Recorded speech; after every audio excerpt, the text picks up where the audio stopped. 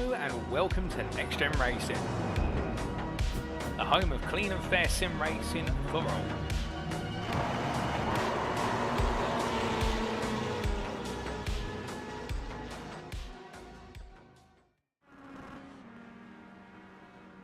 Hello, good evening and welcome ladies and gentlemen to another round of epic racing action in the NXTGEN Racing Legends Cup Season 3 as brought to you on the premier sim racing platform available only on PC known as iRacing and powered by Doble Motorcycles. With round 3 we change venue of course, and with a change of venue we have made our way all the way up to Bonnie, Scotland for the circuit's the country's one and only FIA-approved circuit. It is none other than Knockhill International Racing Circuit.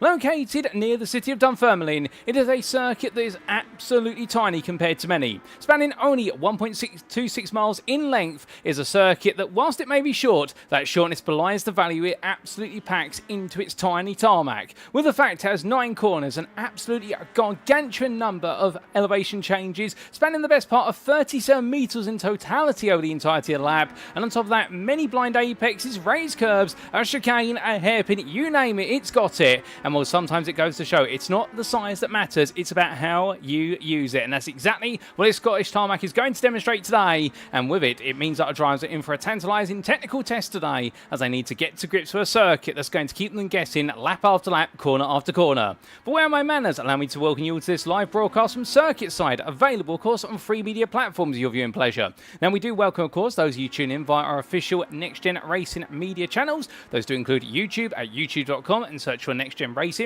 and welcome to you guys and girls tuning in via YouTube. Alternatively, we do have the official broadcast available on Facebook. That's at facebook.com/groups/NXTGEN Racing, and welcome to you guys and girls tuning in via Facebook. And lastly, you have the unofficial broadcast available on Twitch if you're so inclined, such as Lewis Mason, who we say hello to there in the Twitch chat, and that's at twitch.tv/TX141, and welcome to you guys and girls tuning in via Twitch. Now, regardless of what media platform you're tuning in via, you're going to get the exact same broadcast. In the commentary booth, you have myself. My name is Paul Walsh, also known as TX141 or Britain a Spit, depending on what media follow me on. Now we're bringing you all your racing action as it unfolds over the entirety of the Season 3, and well, what a season we've had so far, and we've still got plenty more to come. But speaking of what's to come, let's walk you through our schedule for tonight. Times in at British Summer Time, that's BST, or Universal Coordinate Time +1, UTC +1. And as we can see, in just under 17 minutes time, we'll be making our way into our qualifying session, 15 minutes in duration, plenty of laps to be crammed into that period of time, and who's going to come out on pole. And pole position may be important here. It's not to say overtaking is impossible at this circuit, but if you can lead the way, you may be able to make a break for it, and with that comfort, may be able to feel very happy by the time you get to that checker flag and secure a victory of the day. But race number 1 follows qualifying, and it will kick off at 8:15 this evening, 17 laps in duration. The same for race number 2, and that'll be getting underway at 9 o'clock this evening approximately. And then race number 3 will be 45 minutes later at 9:45, and that'll be our feature race of the full reverse grid at 28 laps. And goodness me, the fact that we're going to be practically doubling the number of laps, it is going to be a fantastic finale to all the racing here in Scotland, no doubt about it.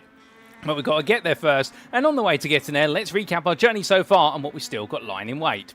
Because as we can see, as we continue to march way forward, today is the 10th of June 2025, and we are here in Scotland for Knockhill International. Prior to this, we opened up the campaign with round 1 at the Brands Hatch Indy Circuit, which we will be returning to later on this season. We also made our way last time out to Snetterton 200, and in some very mixed conditions at the Norfolk County Circuit, where we got to see the rise and fall of many a name across both our classes, whether it be in Pro or Alternative Pro-Am, and we'll keep in mind, of course, that it really was an opportunity for Adam Delmont to deliver at Snetterton, and my goodness did he deliver, whereas it was a subdued Isaac Doble who fell from grace after his brilliant season open at Brands Hatch Indy. But it could all change again today, because of course at Snetterton it was all about pack racing. It was almost as if it was Legends meets NASCAR meets Snetterton, and well, at Brands Hatch Indy it was a much more technical test where it's about being bold on the brakes, and we go back to a technical test here at Knockhill today. Whereas in the Pro-Am class, where it was one name in particular that absolutely stood out, and that was Nick Clibbins, who took an overall win along his way to 2 Pro-Am wins and a second place as well. And well, that has seen him absolutely rise up through the ranks as we'll come to the championship point shortly.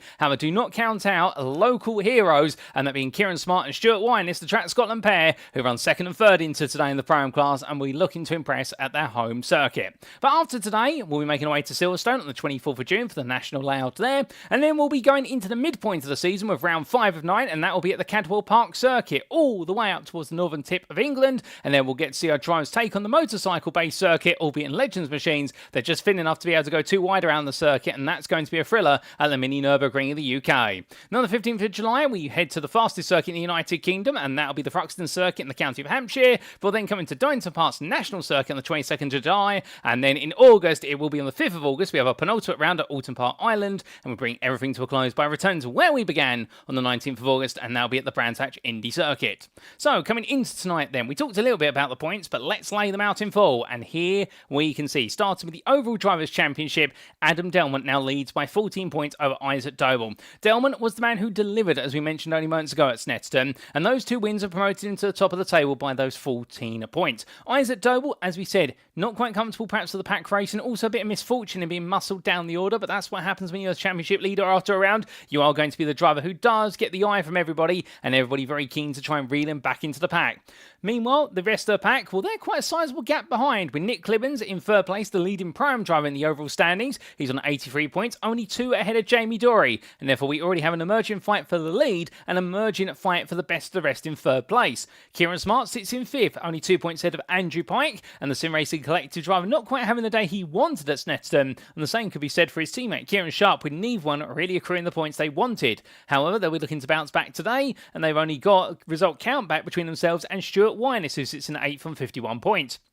Mikey Doble, meanwhile, in 9th there on 48 points. He's not quite at the start of the season that he's wanted, but we can imagine he'll be back on top form in the coming rounds, with Benjamin Gregory sat there in 10th on 38 points, just behind. Then it's 30 points to Alan McCain, best of the rest, ahead of Matthew Cheverton, who right now on 29 points apiece with Sam Bradley, is ahead based on result countback, and Ben Altria there in 14th place, where he's only got a single point between him and Lee Horn and Nigel Stock. In 17th, it's Sam Smith ahead of Lewis Mason, with Thomas Delaney and Gavin Garner completing the top 20, and outside the top 20, let's not forget about these drivers. Michael Lee's on 15 points. He's definitely had a bit of a rough start to the season when it comes to overall points. However, his Prime Championship's been a bit more successful, but the overall points have gone astray. And Lewis Delmont there as well, with the number 23 driver in the Prime class. He'll win the Pro class, I should really say. He'll be hoping for a bit more progression today, given the fact that things haven't always quite gone his way so far, but never count him out, the younger member of the Delmont family, because he is a man who can dig his head in and absolutely go for it.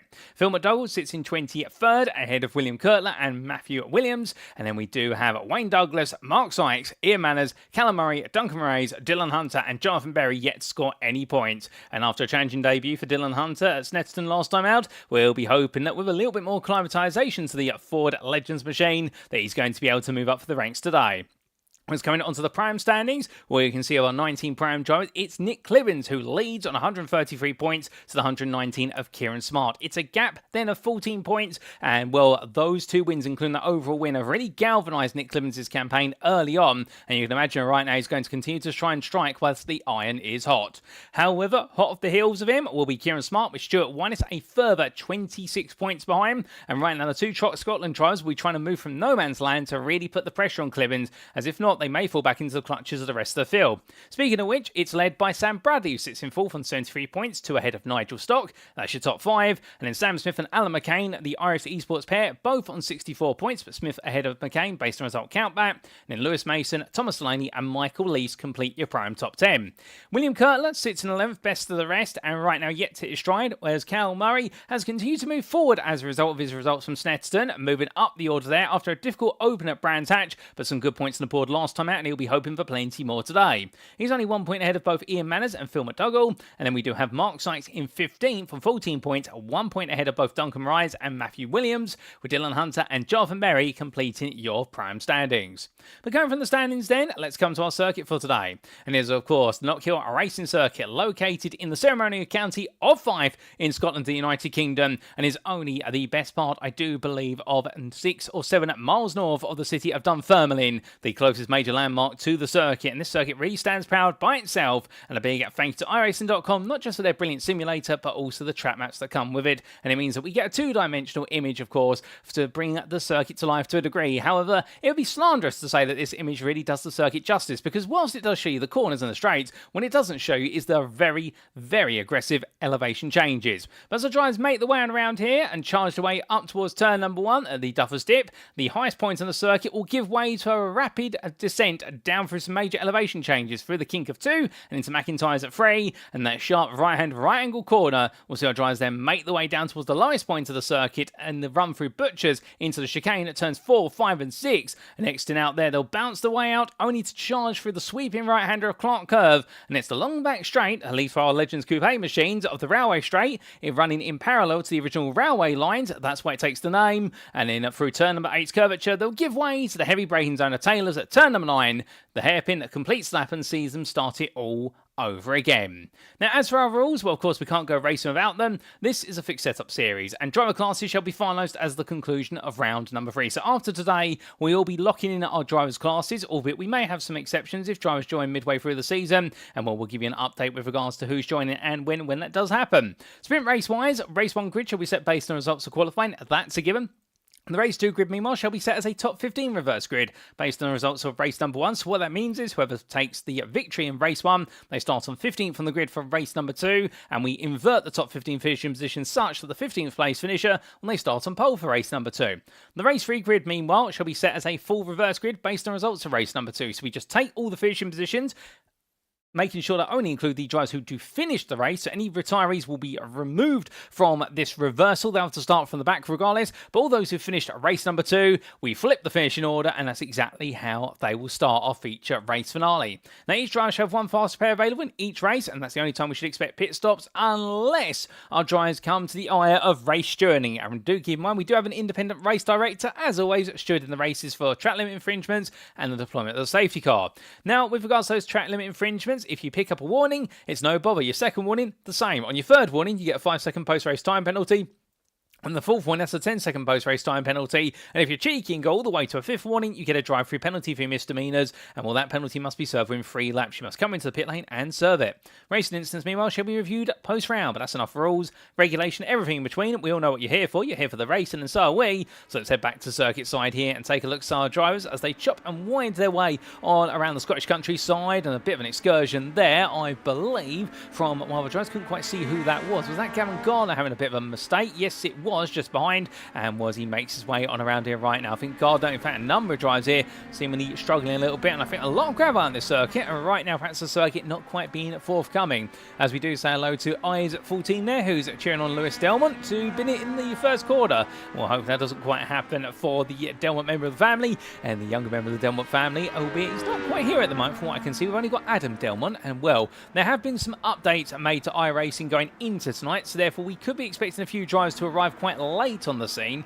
given the fact there wasn't too much notice between the update finishing and our drivers being eligible to get into the racing lobby for tonight. So therefore we will see some numbers gradually coming up as the evening goes on. But we do see Phil McDougall there making his way in towards turn number 9. All the way along the railway straight he goes. And well, in the number 105, he'll be hoping today he can make a little bit more progress there and pick up a good result as he decides to park up. And well, I think a number of drivers here perhaps running on low fuel tanks, perhaps they've been putting in those practice laps, or alternatively wanting to make their way back to the pit lane and just give themselves a breather. Again, we have got the best part of 6 minutes, but we do head into our qualifying session.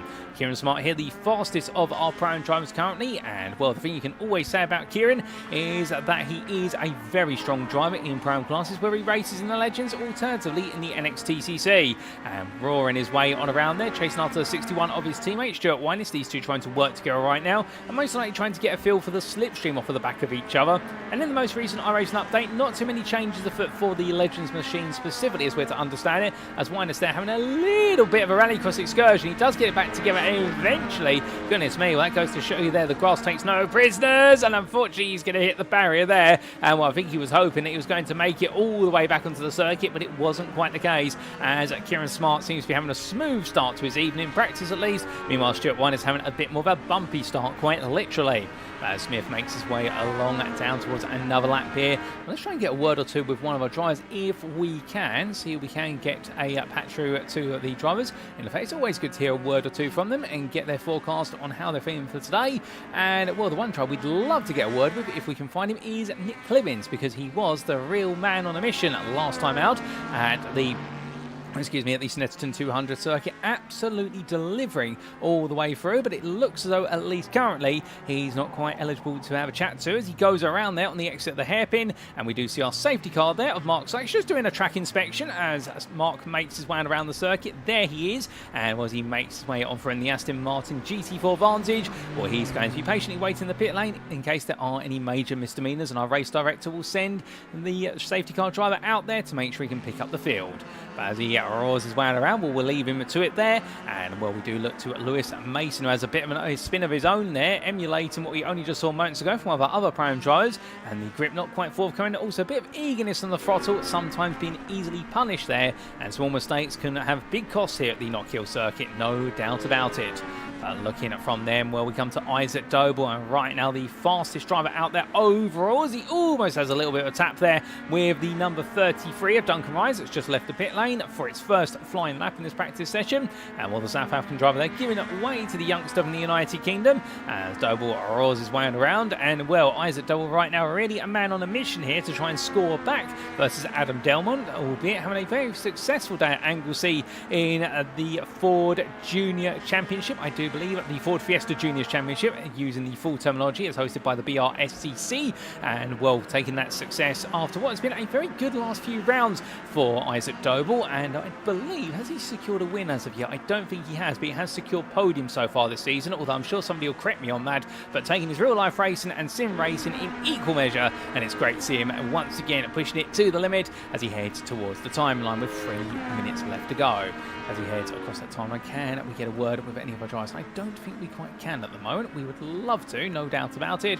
And, well, potentially we might be able to get a word from one of our home heroes. Oh, goodness me, that is a leap and a half, and that's Kieran Smart deciding to go airborne there, coming through the chicane, where he looks backwards at the end of the day and thinks, was that a smart move? Well, it definitely was 10 out of 10 there for style points, but not the way you want to do it when you go racing, as we can see somebody else has got it wrong, and I believe that is Dylan Hunter, who's had a little bit of a moment there, and yes, he rejoins in the 1-2-6, and the American driver here winding his way around right now and continuing just to get his foot in with regards to these Legends machines. And indeed, if you haven't driven them before, they're very easy to pick up, but they're very challenging to master. A very lightweight car, less than 500 kilograms in total, excluding the driver, and that means that as a driver, you've got a little bit of weight there to shuffle around. You've got a very punchy little engine as well that only gives you the best part of 134 horsepower, but put together you've got a very, very high power to weight ratio.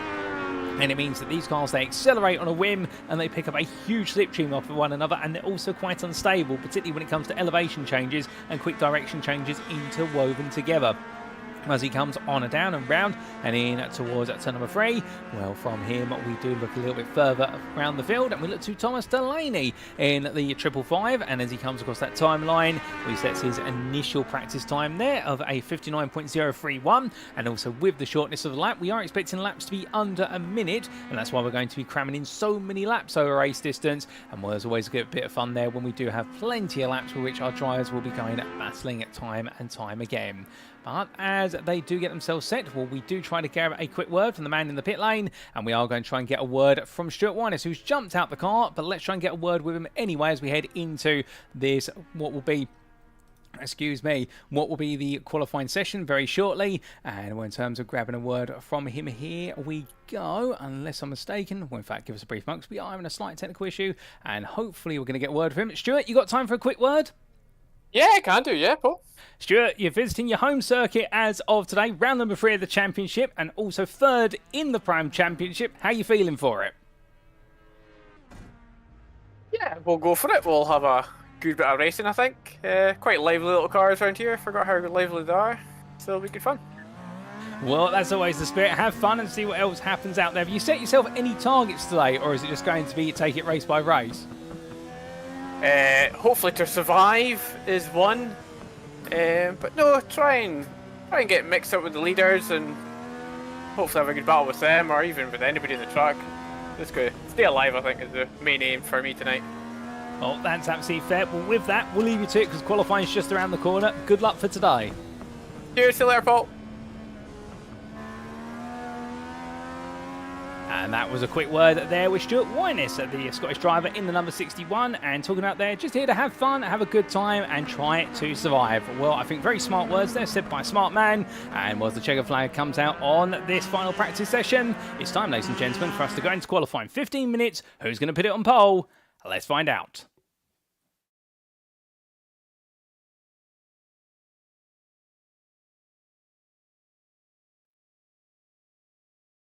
So here we go then. Qualifying gets underway, and as the circuit goes from feeling silent to Sonny being full of energy, well, Isaac Doble's the first one. Goodness me, he's full of beans to make his way out the pit lane and roar his way into the opening corner there. He's wasting no time as the number 65 driver from Doble Sim Racing. So what can we expect in qualifying, you may be asking at this point? Well, if Snetterton 200 was anything to go by in terms of the fact that it was just as much about being in the slipstream as it was about mastering the corners, if not more towards the slipstream, then here today at Knockhill, it's going to be the opposite. You need to have a cool head on you. You need to be able to master all 9 corners, and the only time you really want a tow initially is on the run down the railway straight or up it from turn 8 to 9, of which Isaac Doble demonstrates making his way on down there as he tries to warm up the tyres. And also onto the start-finish straight, you want a bit of a slipstream as well, because that will help out the lap. Elsewhere, you ideally don't want it until you've got the lap absolutely locked in, because having the dirty air over the front end of these machines, well, they're lightweight, and they don't have that much downforce to them per se, but the fact you can pick up a major overspeed could change the way the car behaves at an inappropriate time in terms of when you're trying to get that lap absolutely nailed together and you're going for your natural braking point into a corner. I need to realise you've carried 2 miles an hour extra into the corner in terms of your speed, and you suddenly understeer wide or end up going to the grass. So that's going to be the challenge here. You want to get a good reference lap down and pick up a bit of a tow where you can on the longer straight, and then later on in the qualifying session, if you dare and you feel as though you're in it to win it, that's when you want to try and run behind somebody who's on a similar pace to you and try to sniff the slipstream off of them all the way around the lap, and that can be worth a couple more attempts on top. So it's going to be an interesting conundrum there, and that's where you can see on the circuit map in the top right corner of your screen the fact that we do have a long pack of cars out there at the moment, and well, that's everyone making their way on around and I think trying to get themselves dialed in, but some drivers will naturally back off trying to give themselves some breathing room, whereas other drivers will really try to hug packs of cars in order to pick up the draft. And well, we can see Wyniss already tugging onto the back of one of the NXTGEN green cars, and I think that was Sam Bradley that he's tucked on behind there, and well, they're exchanging positions right now as Bradley deciding to go a bit deep at the hairpin to let Wyniss go as they all head across that timeline in to complete what will be their first flying laps, and we'll start to get those markers on the board. And in terms of those first flying laps, we will expect these laps to be an indicator of what's to come. Garner being the fastest, initially on a 55.914, but we haven't even had a third of the field set laps. But that is a reasonable reference time there, with Wyniss only 200ths behind him, but starting to already improve it more and more. And we can expect those lap times to tumble in terms of tenths and hundredths as the session goes on, and everyone will be very eager to try and make that impression nice and early in the session and put pressure onto their rivals. Now, a little bit about the Knockhill circuit, in the fact that with this being the country's own FIA grade circuit, indeed the only one in Scotland, well, it does have a little bit of celebrity status in the fact that it is the circuit on an annual basis. You will see the British Touring Car Championship make its way to, and one of the big events. Outside that, normally the focus of more domestic and at club level rather than full national level events, and it does have multiple out. It's also one of a very limited number of circuits in the United Kingdom, if not the world, that is sanctioned to be run in reverse as it is to be run forward. Now, we're running in the forward direction on the international layout, but this circuit can be run backwards as well to the exact same degree, and that's the wonderful thing about it, because it means it's full of variety. And what you will normally see at a lot of club level series in the United Kingdom, if they do visit Knockhill, they will typically visit it twice over the course of the year. Once to run it in the forward direction, the other to run it in the backwards direction. But where are my manners? Because I'm talking all about the international layout, or the full layout. It also does have the little tri-oval which runs around the turn 9 hairpin, and what you will see is, as we continue to follow Sam Smith around here, and in fact we might be able to get you some better camera angles as he makes his way on through, not just of the iRace esports car, but also of where the runoff area is, that you'll see him make his way up towards turn 9, and you'll see that there is a bit of tarmac off to his right hand side, hopefully. Well, our camera not being that gracious at the moment. Can we get it on the blimp camera potentially? And there you go. You can see where we do have some of the tow trucks and also the ambulance there. Well, that is the other 2 corners of the tri-oval, and that's normally used for the purposes of what is short stock oval racing, happening year in, year out, and that's why Knockhill is quite a very cultivated circuit in terms of the variety it can have here. And also, I do believe it has a rallycross circuit to it as well. So whilst it may be small, it packs an absolute punch in terms of everything that can be run here. here, and that's why it's absolutely loved year in, year out, and a very easy circuit to access as well. You've only got to go north of the English border. If you're coming from England into Scotland, you've just got to go a bit north of Edinburgh, and then you'll find yourself at Dunfermline, and very quickly at Knockhill, albeit Sam Smith finds himself very quickly sideways there, coming out of the chicane and bringing it back together as he heads in towards turn number 7. As he comes on back there, why are many of our drivers making mistakes while they're going sideways? Well, again, elevation changes, quick direction changes, and a very lightweight machine. You put that combination together, and what you find is these legends get very unsettled very quickly, and therefore it does mean you've got to be very smart on your steering inputs, and this will be one of the most challenging circuits of the year in terms of the technical aspects. But right now, the man who's rising to the task is Isaac Doble on a 55.228, 2 thousandths faster than Kieran Sharp. Right now, Sim Racing Collective number 23, he's definitely trying to bounce back today after difficulties of last time out, and I tell you right now, well, if we have seen it close in qualifying, this is the closest we've seen it, and I suspect it could even get closer before all is said and done, and Sharp absolutely pushing to the maximum. Then we do have a newcomer on the grid as well, somebody we haven't introduced, and we do expect them to be out there at some point during this qualifying session, and that is Mark Stevenson, who you will see in the Prime class, as I believe Jamie Dury is the only driver stuck in the pit lane at the moment. I know he was having some slight technical issues with the car coming into this night, so he's trying to resolve those at the moment, and hopefully we do get to see our number 13 driver out there, even if he's doing a run from the back of the field. And what will be a last to first challenge? Well, it's not quite the same when we don't have our head honcho and organiser Jamie Dory from NXTGEN Racing Pink out there week in, week out, but hopefully we get to see him a little bit later. But as we do look to Adam Delmont making his way on through, remember there's no success ballast in this series. Oh, goodness me, and that is a big spin out of what is stage bottom of the screen. And that was Callum Murray going around there, getting it completely wrong coming on through the chicane. But as he brings it back together, well, he'll take a look back at what exactly happened and then decide, okay, I need to trim that out next time around. But making his way back onto the tarmac very gradually. It takes a long time here because you're essentially down slope if you go wide out of the final corner of the chicane sequence of turns 5 and 6, and then you've got to run all the way through the gravel. You turn into a rally car, and you've got to just be very gentle on the throttle and return at some point into turn 7, alternatively at turn number 8, which we are seeing Murray do here, whereas he makes his way back towards the tarmac. Let's come to a man who's making his way onto another lap, and let's bring you an onboard lap, brought to you by Gavin Gardner.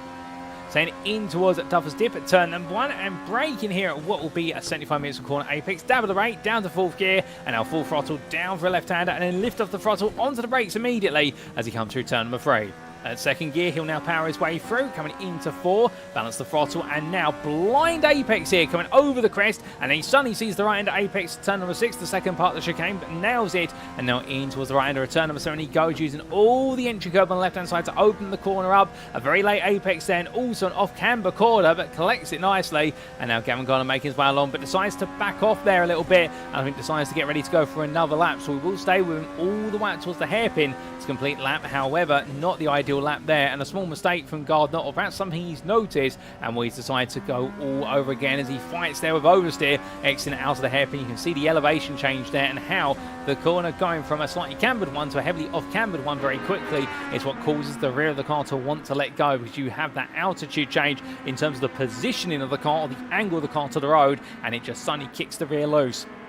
As Gardner brings it back together and goes on to another flying lap. Well, that was a quick lap there, albeit not a lap that he was able to put a time in against, given the fact he did back it off before he got to the end of that lap, but we appreciate it all the same. Well, Lewis Mason makes his way towards the timeline here, and the Aztec Racing driver, as he crossed the line, he was better in his first sector compared to all of his previous bests, but he hasn't improved in sectors 2 and 3, and he's stayed 14th, but right now looking for a little bit more time out there. Well, he is 9th in Prime and 14th overall. But one would potentially expect that right now for Lewis Mason, as he did mention in the Twitch chat earlier on, that he's going to win tonight. That was his target. So therefore he's going to need to find a little bit more time in qualifying, unless he's dedicating it all to the race pace. And well, to be fair, we have seen that you don't need to necessarily qualify well to do well. However, speaking of qualifying well, Adam Delmont dethrones Kieran Smart, who just improved to 55.199. And Adam Delmont with a double draft there in front of him of the Track Scotland pair. So he says, thank you very much. And that's going to put me into the 54s. 54s. Oh no, and that's gone very wrong there for Winus going around. So Smart in the end, leaving his teammate behind. But Adam Delmont right now in the next gen green 37. Well, that is going to be an absolutely huge marker to beat there, 54.972, and absolutely nailing it, having the technical nuance of the circuit, plus also a double draft of the Track Scotland pair down the start-finish straight, and all that combined, well, that's where you can see that lap time put together. And if anyone is to beat it, well, that's going to be an incredible lap there to go for, say, a 54.8.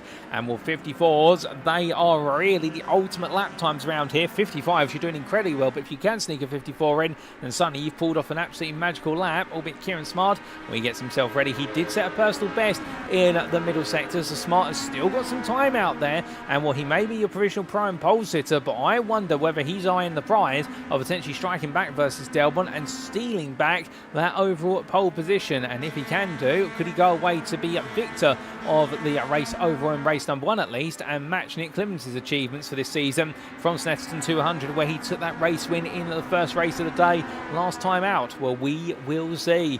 But as Smart heads in towards turn number 7, right now gliding his way on through. You can see there the way the car compresses over the left-hand side, particularly that front left tyre, as he makes his way towards turn number 7. It's anybody's guess with 4.5 minutes left on the clock.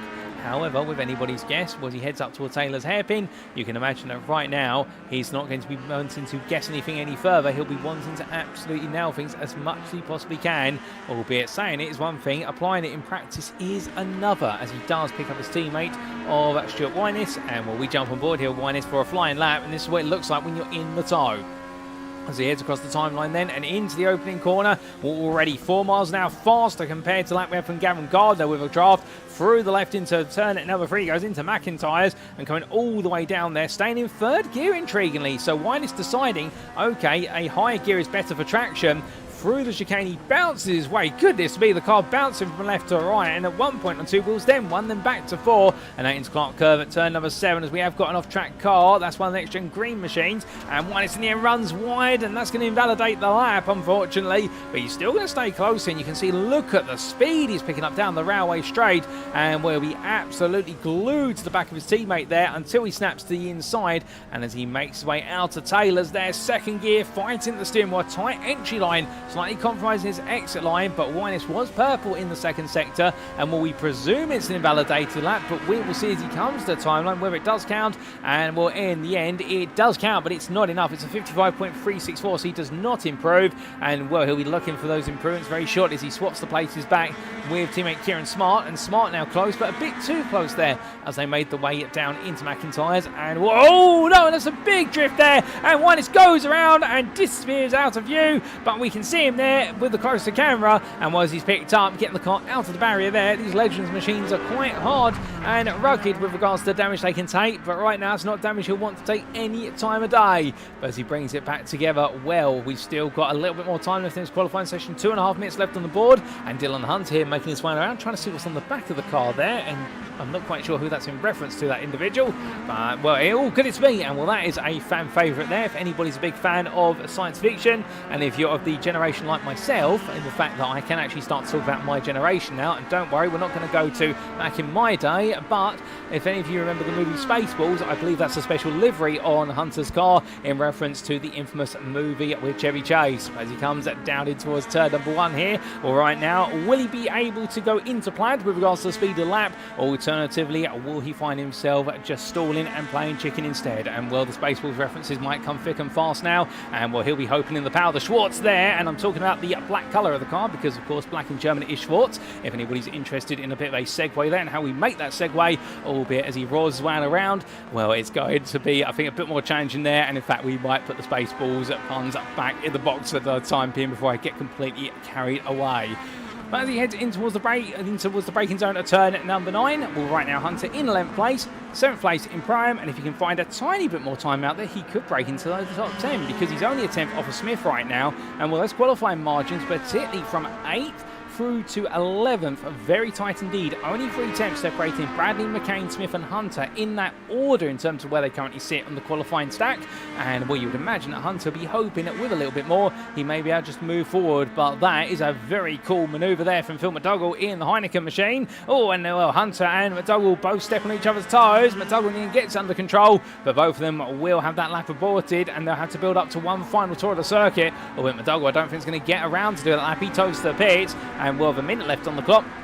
Right now, everyone very eager to make that last-minute impression here, but who's going to make the big impression right to the end? Well, the time to beat is Adam Delmont's time of 54.972, and he decides to park it up on the exit of the hairpin, and, well, is he going to go for it the last possible minute? Isaac Doble tucks in behind him. They're all queuing up here for one final lap because they all know they want the slipstream of another car here to try and beat Delmont's time, and, well, Doble there getting into the pack. Sam Bradley just crossed the line off camera, and, well, as he comes across the line, Sam Bradley does not improve, but we can see that the iRacing Esports machine of Alan McCain a little bit further up, as here's Sam Smith making his way onwards, and everyone right now continuing to put one final lap in. 10 seconds left on the clock. They do get overtime, so it means if they go on to lap and they are on it whilst the clock strikes 15 minutes, they will be allowed to finish it there. As we see Gavin Garner hopping his way over Duffer's Dip and in to McIntyre. And, well, where is Gavin gone? He's gone straight off there, I believe. And yes, straight into the barrier. So for Gardner, that is a qualifying session that's come to a abrupt halt. But 7th place on this grid isn't too bad in terms of qualifying performance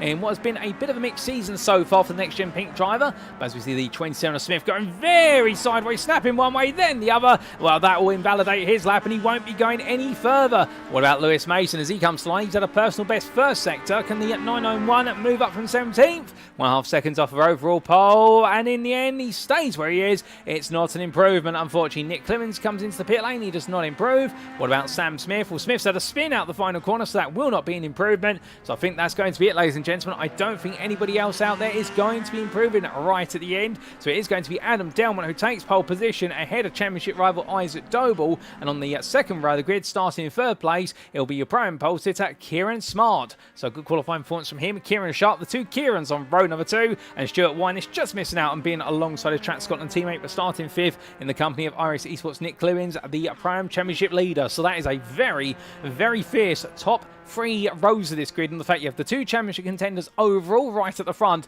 and then you have got the big names in Prime separated on rows 2 and 3, and added into the mix as well as the Sim Racing Collector driver Sharp, who's looking very smooth here today. Well, without further ado, ladies and gentlemen, let's head to the grid for race number 1. I can't wait to get it going. So with our drivers making their way to the grid, this is how they line up then for our first race of the day in our visit for round 3 of Season 3 of the Next Gen Racing Legends Cup to the Knockhill International Racing Course. Adam Delmont lines up on pole position for Next Gen Green. He is joined on the front row of the grid by Isaac Doble for Doble Sim Racing. A close qualifying session in the end, but 1.5 tenths was the difference, and Adam Delmont absolutely nailed it with a double drafter for Track Scotland's drivers. Speaking of Track Scotland, it is Kieran Smart, the first of their 2 drivers, who starts 3rd at Prime Pole Sitter. Well done to him, ahead of Kieran Sharp for the Sim Racing Collective Esports with his best qualifying performance of the season. Then in 5th, it's the 2nd Track Scotland car of Stuart Wynish, ahead of Nick Clemens for iRacing Esports, and they make up the first 3 rows. Then we have Gavin Garner, who starts 7th for Next Gen Racing, ahead of Sam Bradley for Next Gen Green. A good qualifying performance there from Sam Bradley, one of his best so far this season. Alan McCain starts 9th for iRacing Esports, and his teammate Sam Smith lines up alongside him to complete your top 10. Outside the top 10, Dylan Hunter just missed out in the top 10, but what a great lap there to put him 11th in the 126. Dunfermline starts 12th for Douglas Motorsport and continues to find his feet and form, ahead of Cal Murray for Next Gen Green, who starts on the 7th row. Benjamin Greggy also lines up on the 7th row for Full Tilt Motorsport, and behind him will be his teammate Ben Altrier in the 504. Phil McDougall for CXR Project Black lines up 16th, ahead of Lewis Mason for Aztec Racing, with Thomas Delaney in 18th, and then your 10th row of the grid to complete the top 20 consists of Cymru Motorsports, Matthew Williams, and also Andrew Pyatt there for the Sim Racing Collective Esports, who didn't get a valid lap on the board. Then we've got 2 more rows to go. Nigel Stock and Jamie Dury, neither of them a valid lap. They line up on row number 11 for Crest Autosport and Next Gen Racing. And on the final row of the grid, it'll be Josh Brown, the privateer, and also a newcomer to the grid, Mark Stevenson. Unfortunately, having some technical issues and may not be on the grid for this race. But that's how they all line up. They're all absolutely itching to go. They're all ready to bolt out the stable, as we say. And well, first of our races today, of course, will be 17 laps. Both of our race 1 and 2 will be 17 laps, getting their 15-minute races. And our final race, the feature races, where we increase it to to 25 minutes. But the lights are about to go on, ladies and gentlemen, and here we go then for round number 3. It's 1, 2, 3, 4, 5 red lights. And the first race, round number 3, gets underway as it's a quick start there from Adam Delmont. Isaac Doble, a lot of wheel spin, but in the second stage, he makes up for it. And as they charge away in towards turn number 1, Kieran Smart there, also a lightning start. Gavin Gardner has made some progress, but as they all roar their way through, we look to the blimp camera there as they all segue their way.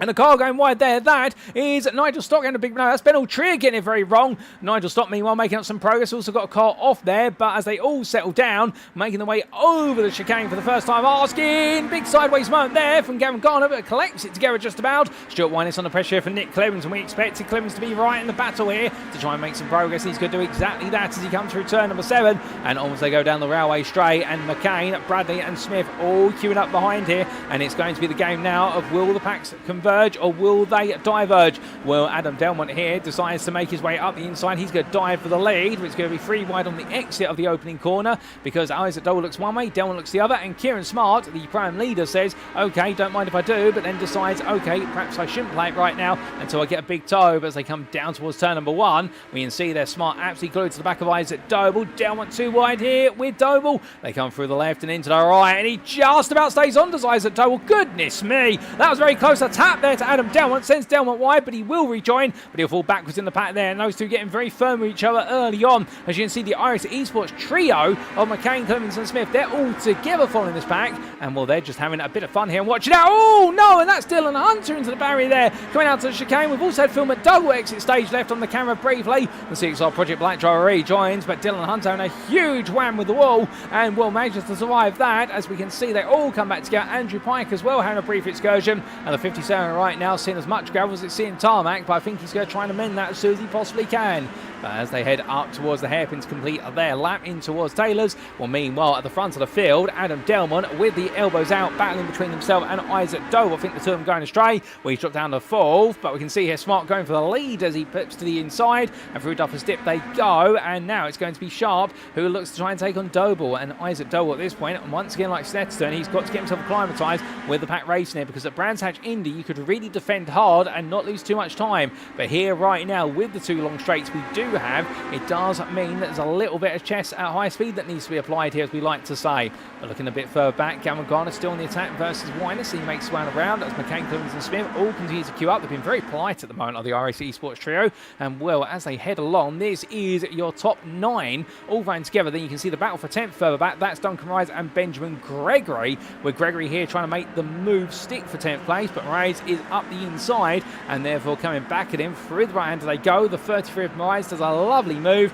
but as he dances to the inside, we look back from the rear of the car, and here you can see that right now it is going to be the exchange of places, because Gregory's going to get the overspeed here as they head down the start-finish straight, and they'll swap the places once again. And the Pride machine right now, well, let's try and take the place for the full Talk Motorsport 113. He'll do so, but Ray's will be coming back soon as Gregory has to take the escape road there. And well, if he keeps doing that, he will pick up what will potentially be track limits warnings. And oh no, and that's Duncan Ray's going around on the exit turn of 3. And he collects Matthew Williams with him. No, that wasn't Matthew Williams. He collects Lewis Mason, who carries on there. Mason gets away with it just about, but oh my goodness me, that definitely was a big moment there for the 2 of them. And well, Mason carries on here, but has he got any damage? If he has, he's not showing it, but I can imagine he might have a bit of a scrape on the car.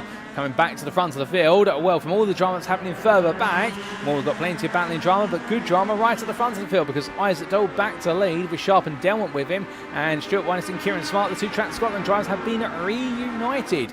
Well, charging away across that timeline then, and this time, well, they'll be trying to make it a 1-2 for Track Scotland. They will not want Nick Clemens to become a part, but we can see there Adam Delmont, Sharp and Doble absolutely giving it everything. And as we said, Adam Delmont might have been elbowed wide there at turn number 3, albeit it wasn't intentional in the open laps from Isaac Doble, I can assure you of that.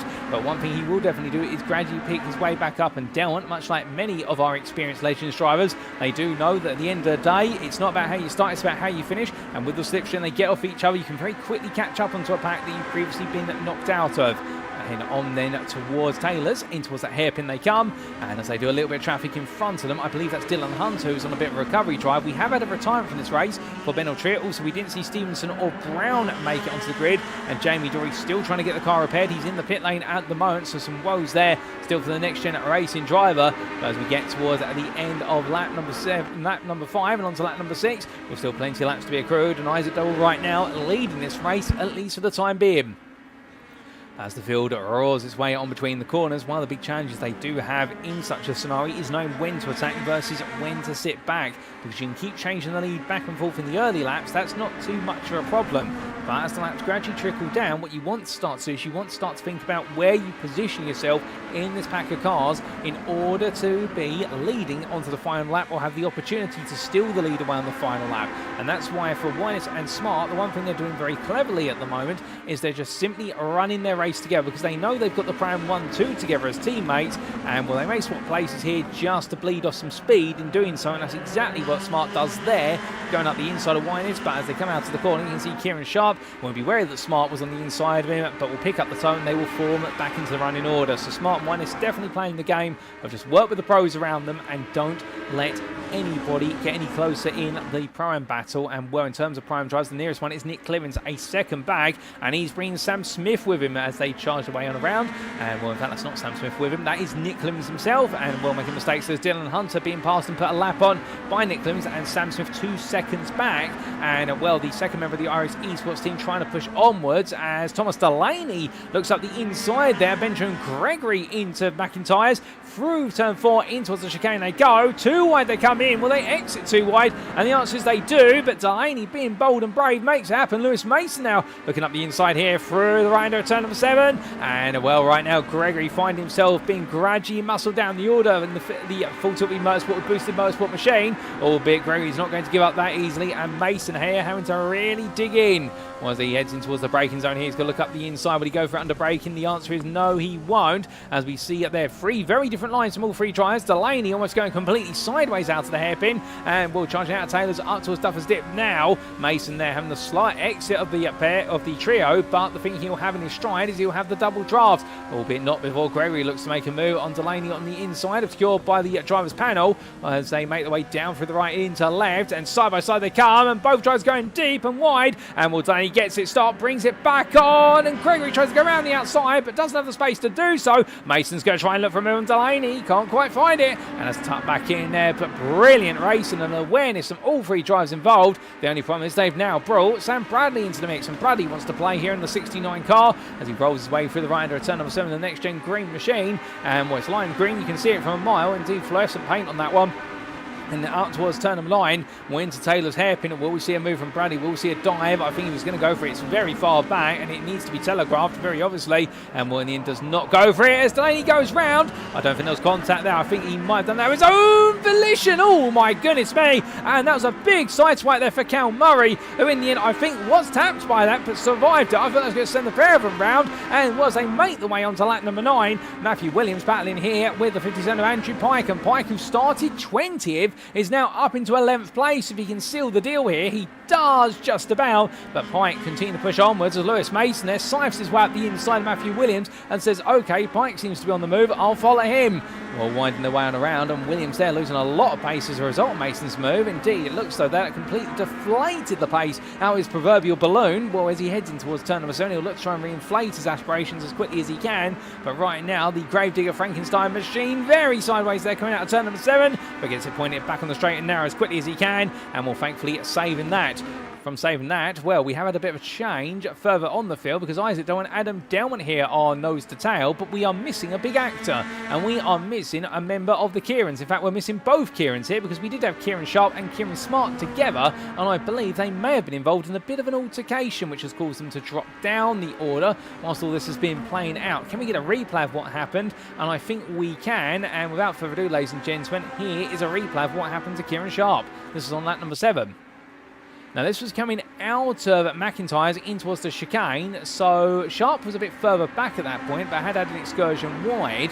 Well, oh, and that's where Smart went wrong. He went sideways coming out of the chicane into the gravel traps. That's what put him down the order, and then subsequently a lap later, this happened to Kieran Smart. The Scottish driver making his way out of the corner there.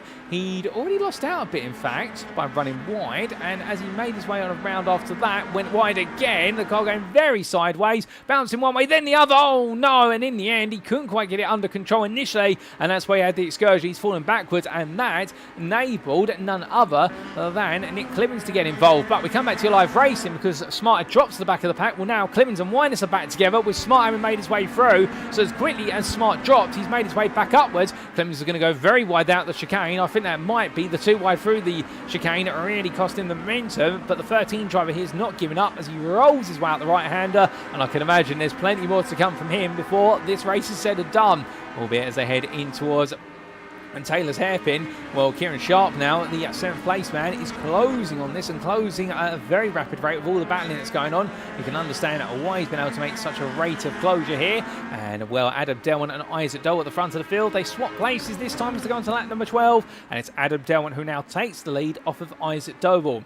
Now, a little bit of trivia for you. For those of you eagle-eyed, you may have noticed that where we started this race in terms of the front row of the grid is actually well in front of where we end the race in terms of the timeline to complete laps. And Knockhill being a very unique circuit, one of a very limited number of circuits where the start and the finish lines are actually in 2 different locations. The start line being a couple of metres further up the main straight compared to the finish line, which is just before the pit lane entry point. We're not quite before the pit lane entry point, but before the pit lane entry closes. So therefore what you essentially have is a position whereby the sprint out the final corner, which we'll see our 2 leaders do now, really does become a huge sprint out the final corner. It's not quite as long as they would like because they cross the timeline as of now. And in terms of where the start line is, there's the start line. So it is a 2-second gap between the finish line and the start line, and that is a rather unique trait of Knockhill. If anybody asks you in a Trivial Pursuit question or a pub quiz about a circuit which has a start and finish line in 2 different places, you can shout out Knockhill in the quiz now,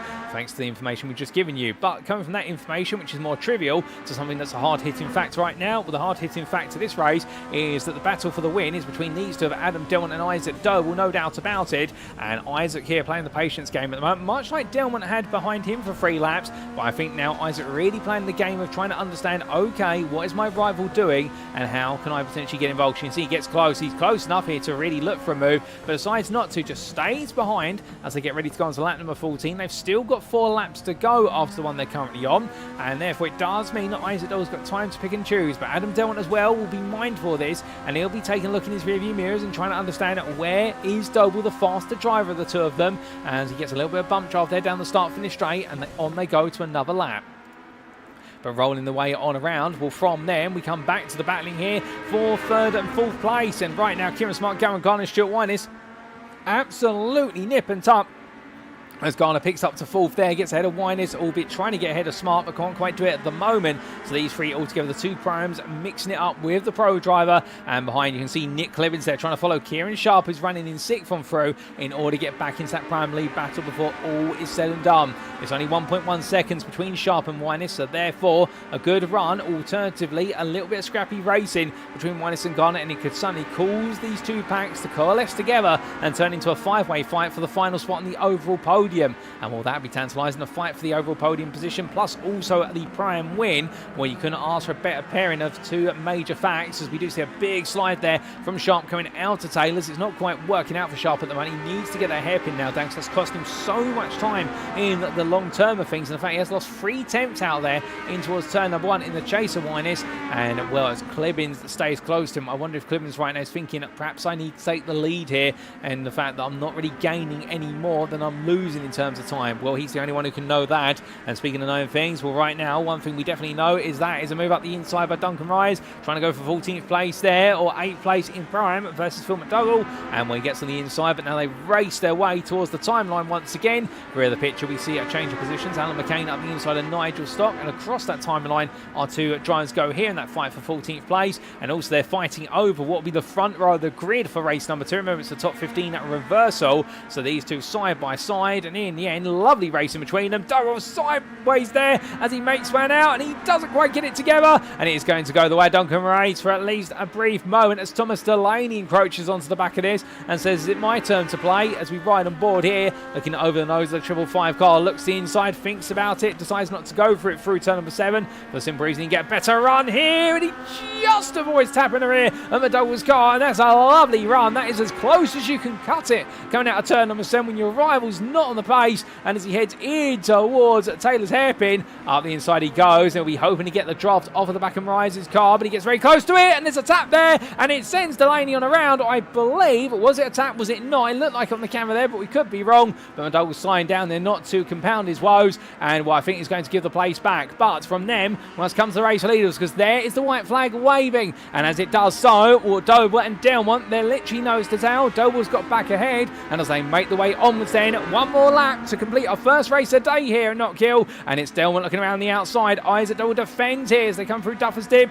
and in towards McIntyre's they come very shortly, all the way through, too wide, and through the right-hander, and Doble's still there. You can see Delmont turns in, only to suddenly find out his rival is still with him, as we jump on board here with the second place man, looking to try and carry on a run of wins, but can he do so? Well, they both just a little bit wide there, and now coming in towards turn 7, Delmont takes a lot of grass with him. That's going to cost him a bit of momentum and positioning through the right-hander, but Doble goes deep. They've both got the traffic at Phil McDougall in front. The blue flag will wave, and you can see that Isaac Doble trying to time himself to the traffic, but Delmont here, he's going to look around the outside. Well, Delmont decides to go unconventional here. He's going to try and sling his way out the corner, and Isaac Doble will absolutely pin himself side by side. A bit of a love tap between the two of them. It does send Delmont slightly onto the gravel. It's going to be a drag race to the finish line, but I think it's going to be Isaac Doble who sees the checker flag, and Isaac Doble takes victory in race number 1 of the day, ahead of Adam Delmont by only 1500ths. Then Stuart Winus will come through to take victory at his home circuit in the Pro-Am class and 3rd place overall. Kieran Smart just outpaces Gavin Gunn and Kieran Sharp to the line for 4th place, 2nd place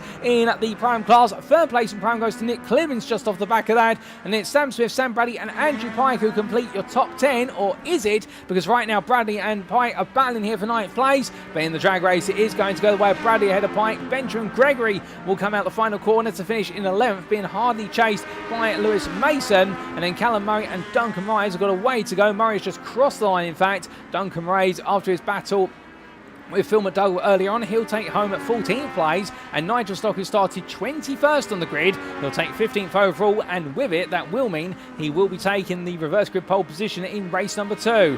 Thomas Delaney, 16th there, after a great start. A small mistake cost him dear, but still fought his way back to 10th place in Prime ahead of Alan McCain, and that will be how they all finished. As we do have Phil McDougall coming into the pits a lap down, and we have also had, unfortunately, the retirement of Matthew Williams, but between them all, we've had Dylan Hunter, as he has finished a lap down, but 19th place there, so still got to the finish, and glad to see it from the 126 driver. But as they all come into the pits, what a race it has been to open up our bank account here in terms of brilliant battle in action at the Knockhill International Racing Circuit. And well, I can assure you, ladies and gentlemen, we have got plenty more to come over the course of our remaining races. That is just a teaser of what is to come. But speaking of what is to come, well, the results are to come from race number 1, and here they are, subject to any stewards' inquiries. And as we can see, provisionally after race number 1 in round 3 of season 3 of the NXTGEN Racing Legends Cup, brought to you on iRacing, powered by Doble Motorcycles, Isaac Doble taking a victory there for Doble Sim Racing by 1.5 tenths at the checker flag, ahead of Adam Delmont for NXTGEN Green, who battled hard side by side with Isaac, but in the end, with the elbows out racing between the two of them, it was Doble who came off slightly on top.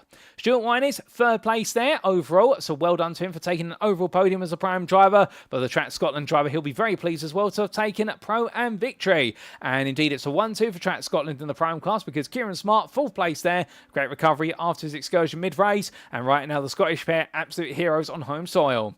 Gavin Garnett, 5th place there for NXTGEN Racing, just ahead of Kieran Sharp in the 3-wide photo finish between them, and the Sim Racing Collective esports driver then finishing ahead of the iRacing esports pair of Nick Clemens and Sam Smith. Nick Clemens, 3rd place in Prime, and will be gutted to have missed out on the win in the class, but still showed a great amount of pace and plenty more to come in races 2 and 3. Sam Smith wasn't quite able to stay close to his teammate, and in the end had to settle for 4th in Prime, but still was able to get a good gap over Sam Bradley, who was 9th for NXTGEN Green, and then Andrew Pike completed your top 10 for the Sim Racing Collective Esports. Benjamin Craigie, best to rest in 11th for Full Tilt B Motorsport. We only had a 10th between himself and Lewis Mason, has pushed him hard at the finish for Aztec Racing, and then Cal Murray, 13th there for Next Gen Green, 7 seconds clear of Douglas Motorsports, Duncan Rise, and then we do see Nigel Stock completing your top 15. Outside the top 15, well, we did have Thomas Delaney, 16th there, the privateer, ahead of Alan McCain. And then we had, I believe, from the Irish esports driver, Phil McDougall in 18th for 6R Project Black, with the privateer of Dylan Hunter 19th, a lap down, much like Phil McDougall. And we had 6 laps down with the retirement for Matthew Williams, who'll be classified as a non-finisher, as he did not complete the race within 5 laps of the race winner. So the Cymru Motorsport driver, they're having to settle for 20th. And also retirements for Jamie Dorey, Ben Altria, Josh Brown, and Mark Stevenson, with the last 3 not able to make it to the grid. But thankfully, we did briefly get 4 laps out of Jamie Dorey, and I do believe the steering issue that's been troubling his car all evening so far may be on the mend. So 24 starters, and in the end, a grand total of 19 classified finishers, and that is race number 1, ladies and gentlemen, and what a race it was, and we have still got 2 more races to come, because in about 10 minutes time we'll be back for the build up to race number 2, another 17 lap showdown here at Knockhill. And well, in race number 1 it went the way of Isaac Doble, but when we invert the top 15, who will be coming away victorious in race number 2? Well, please feel free to put your predictions in your respective broadcast chat. But until then, ladies and gentlemen, we will see you soon, but not without a word from our title sponsor, Doble Motorcycles. We will see you again very shortly.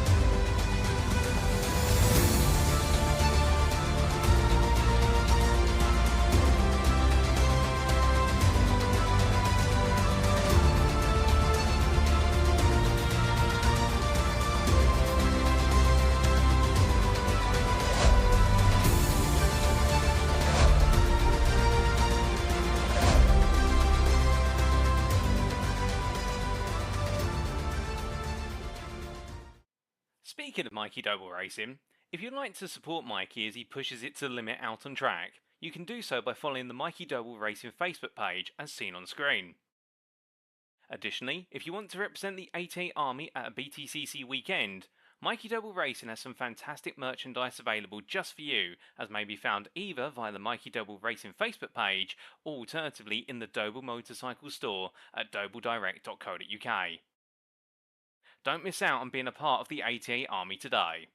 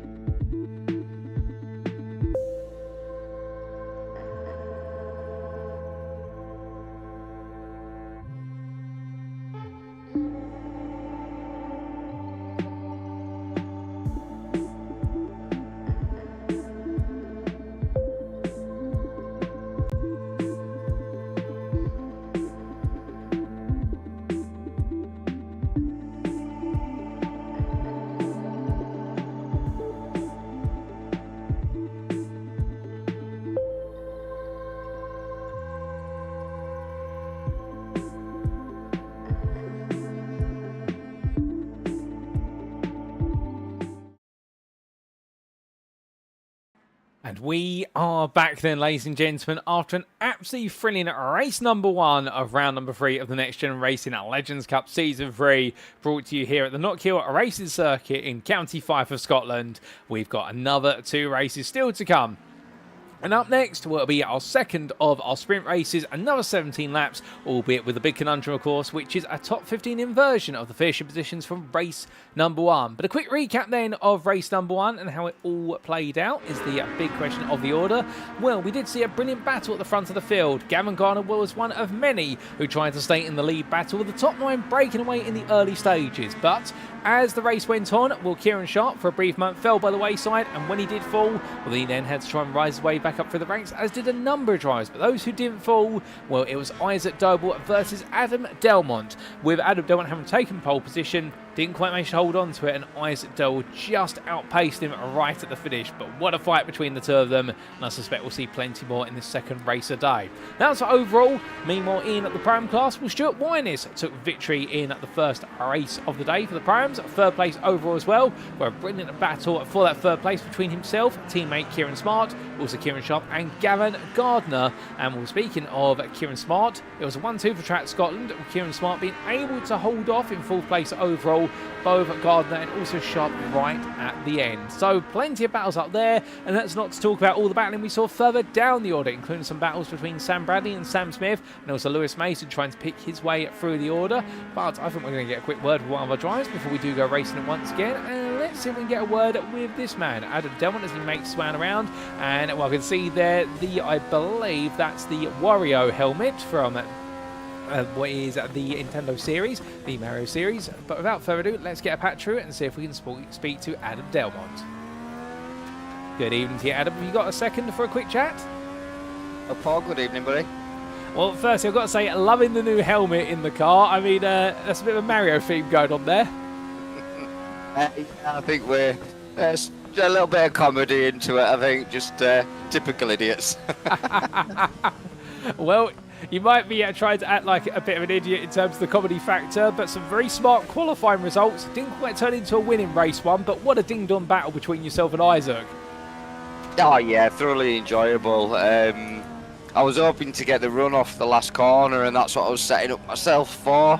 But I think me and Isaac just had a little touch. It was nothing, but it was just enough to put a wheel slightly on the grass, and it just stopped the run, because you can actually get a really good run around the outside, and it will carry to the line first. I just couldn't get my foot down quick enough. So, but yeah, it was really, really, really good race. Enjoyed that.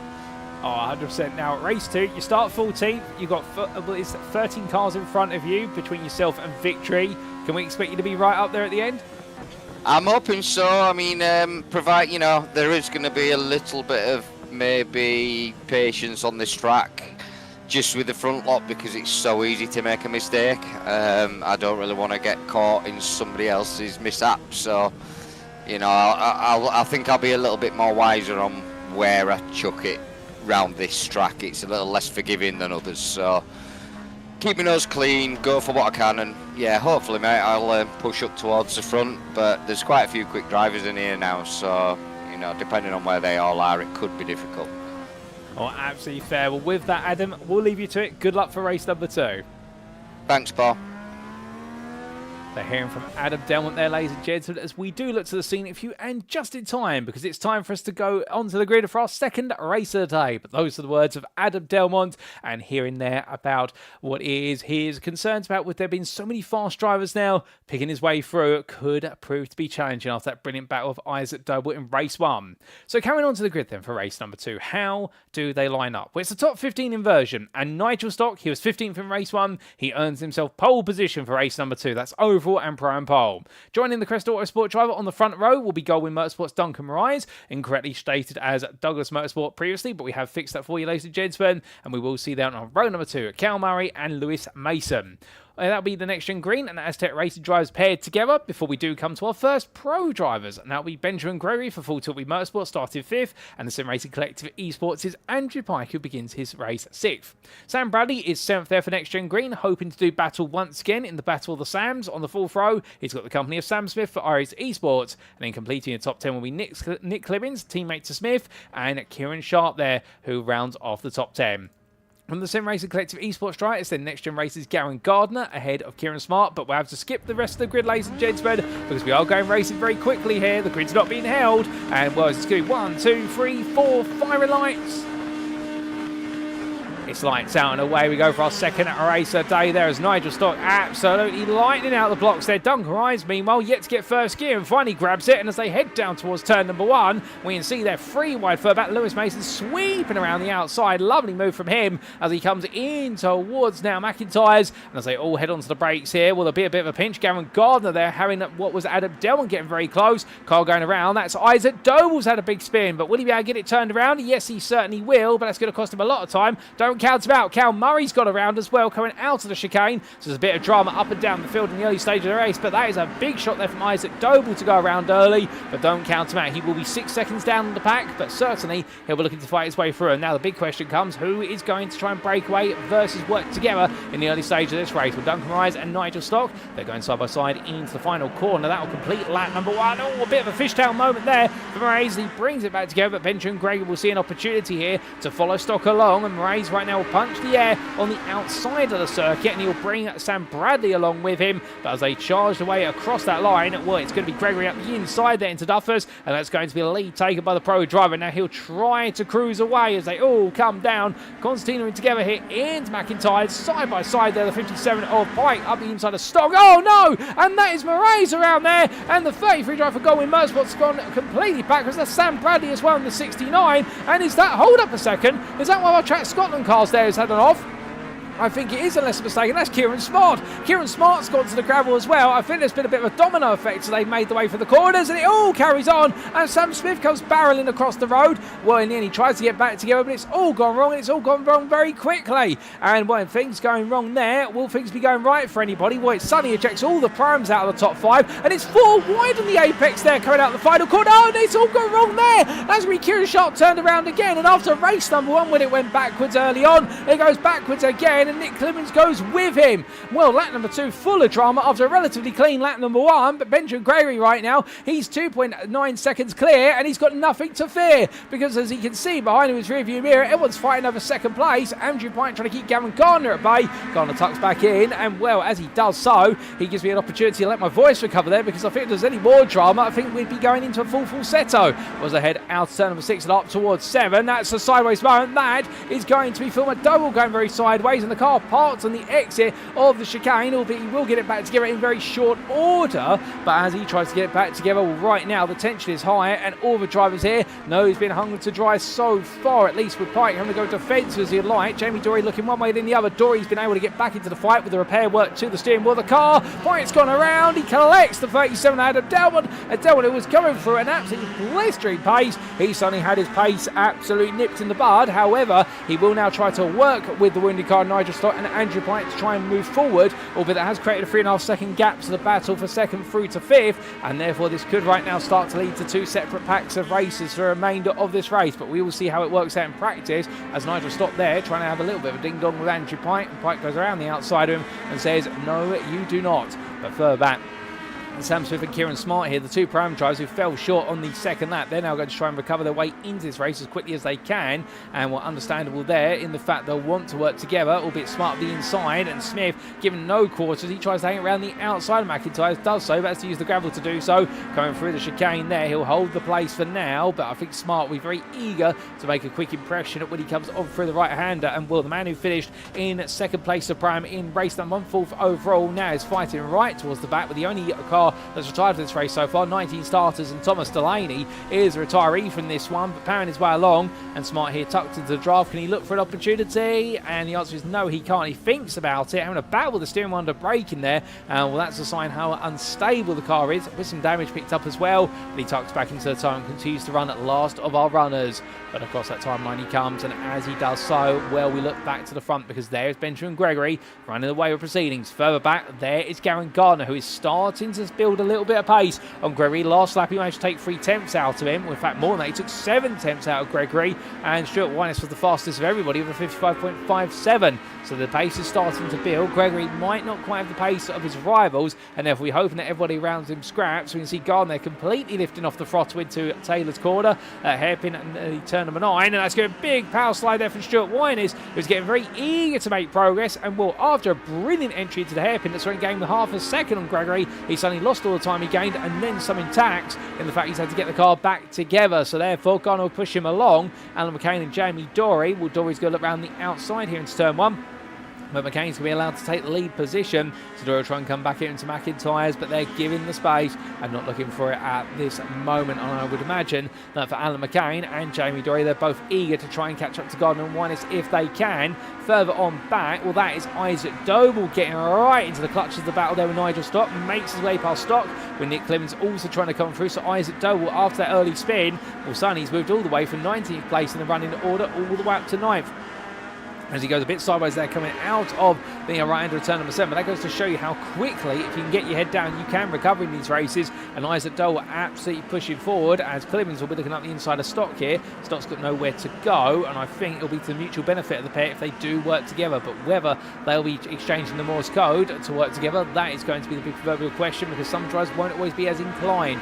But then again, it comes down to personal preference, and sometimes they prefer to fight each other, whereas others may not. But that's what makes Legends Racing so interesting. The fact that sometimes you want to work together, and at other points where if you choose not to, it leads to brilliant battles, but then drivers want to try and break away from each other. But right now we're getting no break in this fight for 4th place overall. Adam Dowell on the inside there. Oh no, it has gone wrong as McCain in the end trying to take it too wide all the way through. Oh my lord, and that's Isaac Doble going straight over the back and practically mounting the back of McCain's car. And well, in the end Doble able to survive that, but as he brings it back on, my good lord, well, if that had been any other way there, I think he would have been absolutely glued and mounted to the back of it for what had been the rest of the race. But it wasn't quite the fact for Isaac Doble there, and the number 65 driver going up on 2 wheels and then some. Well, they managed to carry on there, but my good lord, in the fact that that could have been a very different outcome. They're almost up onto the roof, and well, raising the roof right now will be iRacing Esports and their garage trying to cheer Clibbins along, because with all the pandemonium and drama that's happening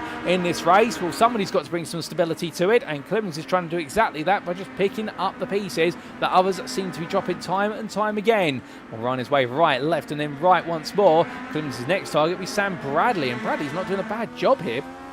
And now remembering, Sam Bradley was fighting for the last of the spots inside the top 10 in race number 1 with his brilliant battle with Sam Smith. Well, he's left Smith behind at this point, and well, here comes Clibbins looking up the inside of him in towards turn number 7, albeit I don't think he's going to mind that too much. He'll probably let it go coming out of Clark Curve and onto the railway straight, but we will see what happens in time as they build up the speed. Well, we've definitely had some major incidents in this race so far. We're going to be getting some replays of the incidents very shortly that we've had, with Bradley and Clibbins going side by side in toward Taylor's hairpin. And well, right now Bradley putting on the pace, putting on the pressure, but Clibbins also trying to assert his position.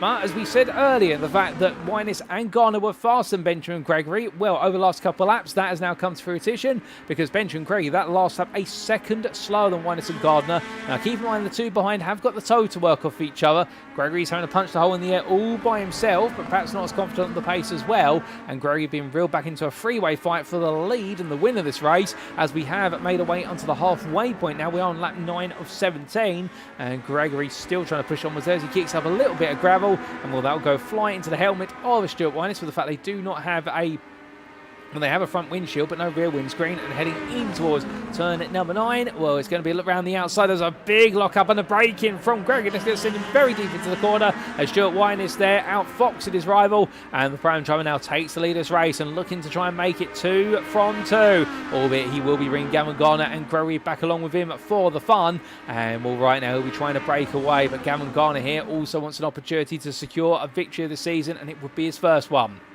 But from the opening 3 corners then, will these 3 breaking away. Then we have 6 seconds behind Kieran Sharp and Jamie Dury, 2 good friends off the circuit, 2 rivals on the circuit. But the main point is they know when to work together here. These 2 will be reading each other's mind and knowing it will be to mutual benefit as Sharp starts to pull a little bit away from Dury there. Dury struggling out of Butchers in towards the chicane. I wonder whether Dury's still having some slight steering issues and therefore having to nurse the car through the quicker direction changes and only really comfortable for the more sweeping bends such as Clark Curve there. Well, if so, that will cost him some time, but if he can stay behind the car, he can still stay in the fight, but he will need the slipstream to really keep him in the hunt. You can see, look at the time he's lost, and that was all from Butcher into the chicane, and subsequently he's having to make up that time as he comes out of the final corner. Then on to lap number 11 he goes. We've still got a bit of mileage left in this race, so don't count him out yet. Indeed, don't count anything out, but whilst we do have a bit of a brief breather, here's some moments from earlier in the race, starting on lap number 2, and this was the 3-4 wide battle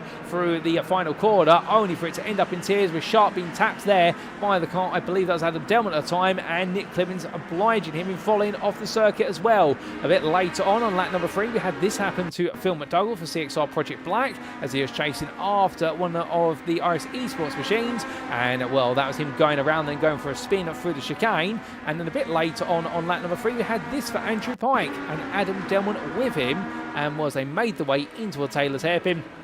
Pike leading the race, a tap on the rear, sends him one way, sends him the other, sends him onwards, and in the end the rear of the car comes loose, and Delmont just happens to be in the wrong place at the right time to be collected. We didn't see that, that's what started. We only saw the aftermath when we caught it live earlier on. We also had this for Alan McCain on lap number 4, and I believe this was just a bit of a brief moment going wide, and well, in the end, as he made his way through the corner, let Dory go. Oh, gets being tapped, the rear of Dory's car, putting off the 2 wheels, so that's why he fell back a little bit. And then we did also have a couple of other incidents, but that's all we've got time for in terms of our recap of incidents, ladies and gentlemen, because we need to come back to live racing here. We are on lap 12 of 17.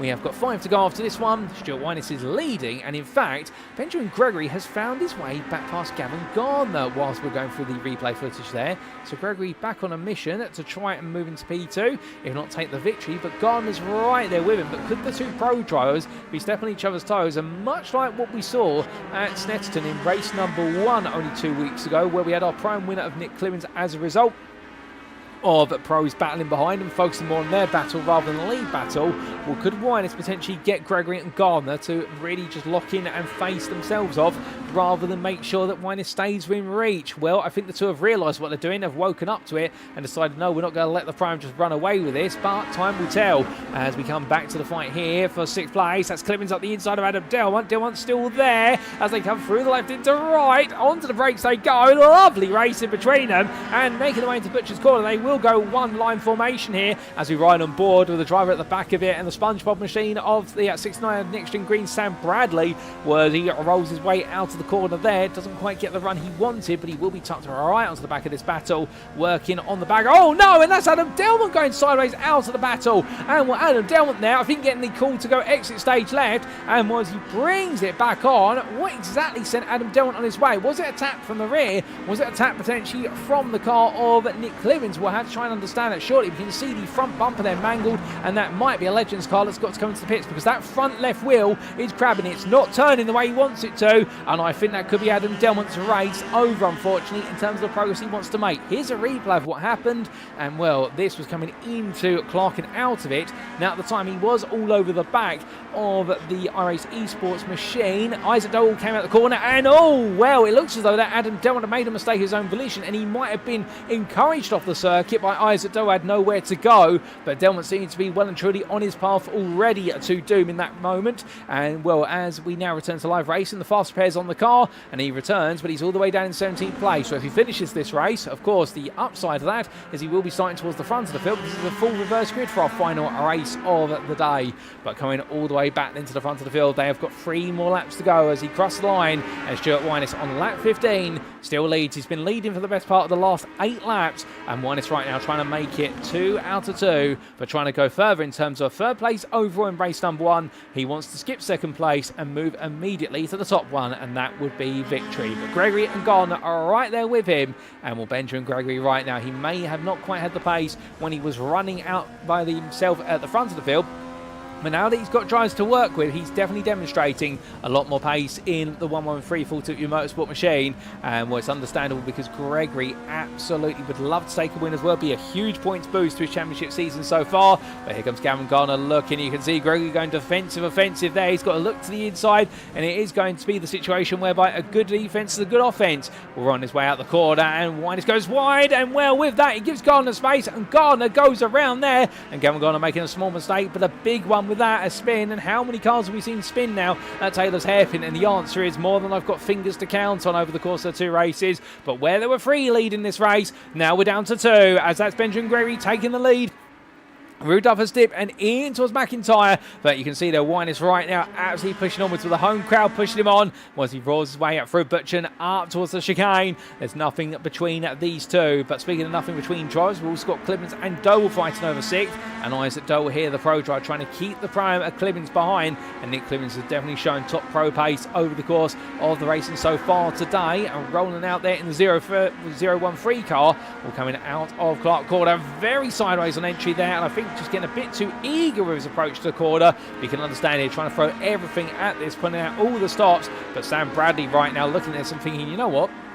Second place in prime is definitely on the cards if I can keep him honest and keep him under pressure. So therefore Bradley will be putting all the pressure he can on, as from them we come back to our leaders then, because they head across the line. It's literally dead level between Stuart Winus and Benjamin Gregory. Is the opening corner. Oh no, and he goes round, albeit, well, was he tapped? Was he not? It was an eager move, but Benjamin Gregory will take the place off of Stuart Winus there, and Gregory carries on. I think had to lift off there out of respect for the fact that he could have gone with him, but right now Benjamin Gregory in lead in this race where he hasn't got long left to go, and Kieran Sharp is absolutely clawing down the time hand over fist versus Gregory. So it could be Kieran Sharp who could suddenly make his way all the way through the field. Remember, he was demoted all the way down after that early spin on lap number 2, and then 3 coming out of Taylor's hairpin with only 6 tenths between the turn. If Sharp gets a monstrous run here out of Taylor's, I wouldn't be surprised if it's a drag race to the line. Now Gregory makes way through the corner there, just a standard approach. Gap is 3.5 tenths. They exit. Can Gregory hold on because the checker flag waves? I think he will just hold on about, and it will go the way of Benjamin Gregory then,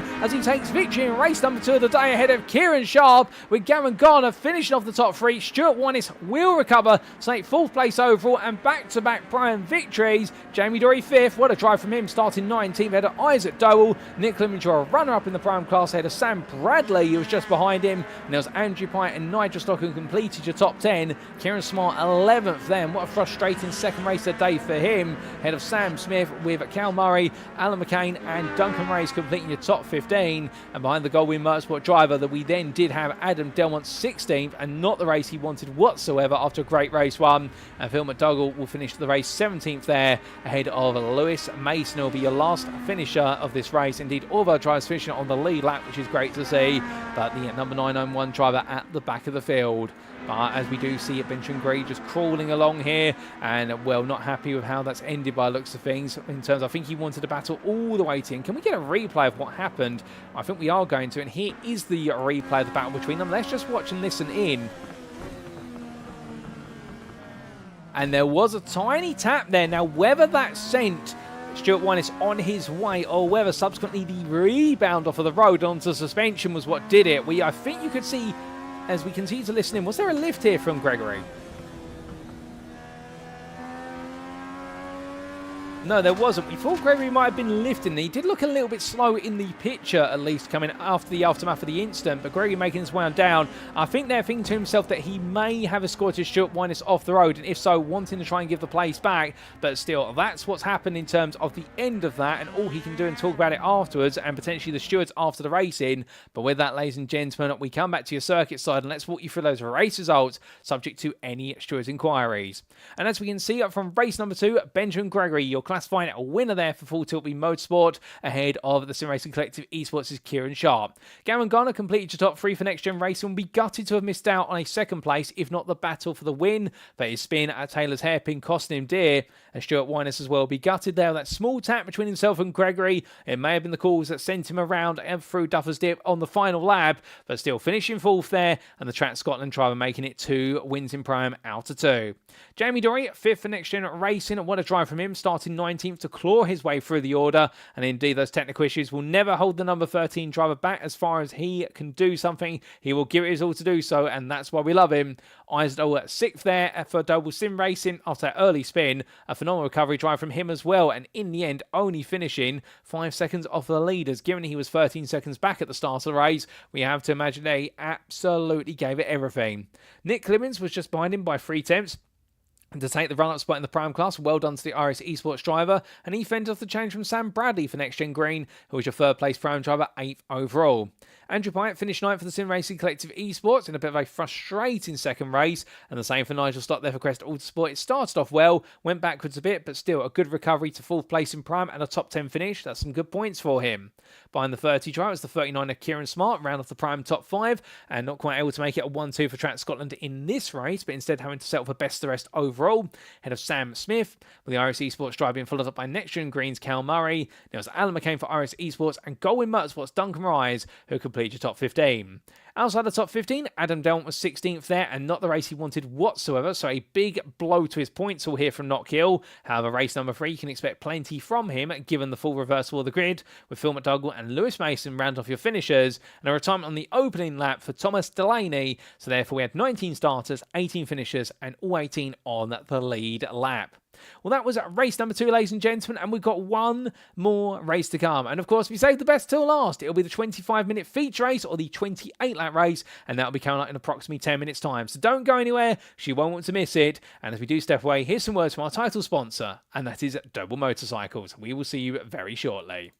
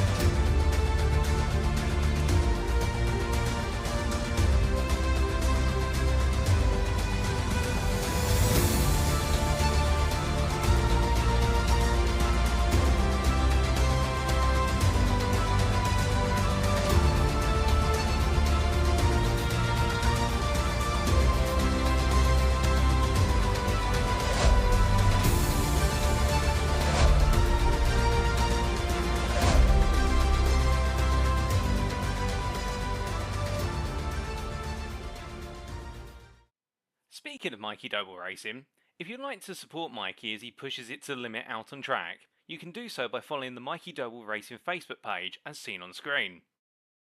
Additionally, if you want to represent the 88 Army at a BTCC weekend, Mikey Doble Racing has some fantastic merchandise available just for you, as may be found either via the Mikey Doble Racing Facebook page or alternatively in the Doble Motorcycles store at dobledirect.co.uk. Don't miss out on being a part of the 88 Army today.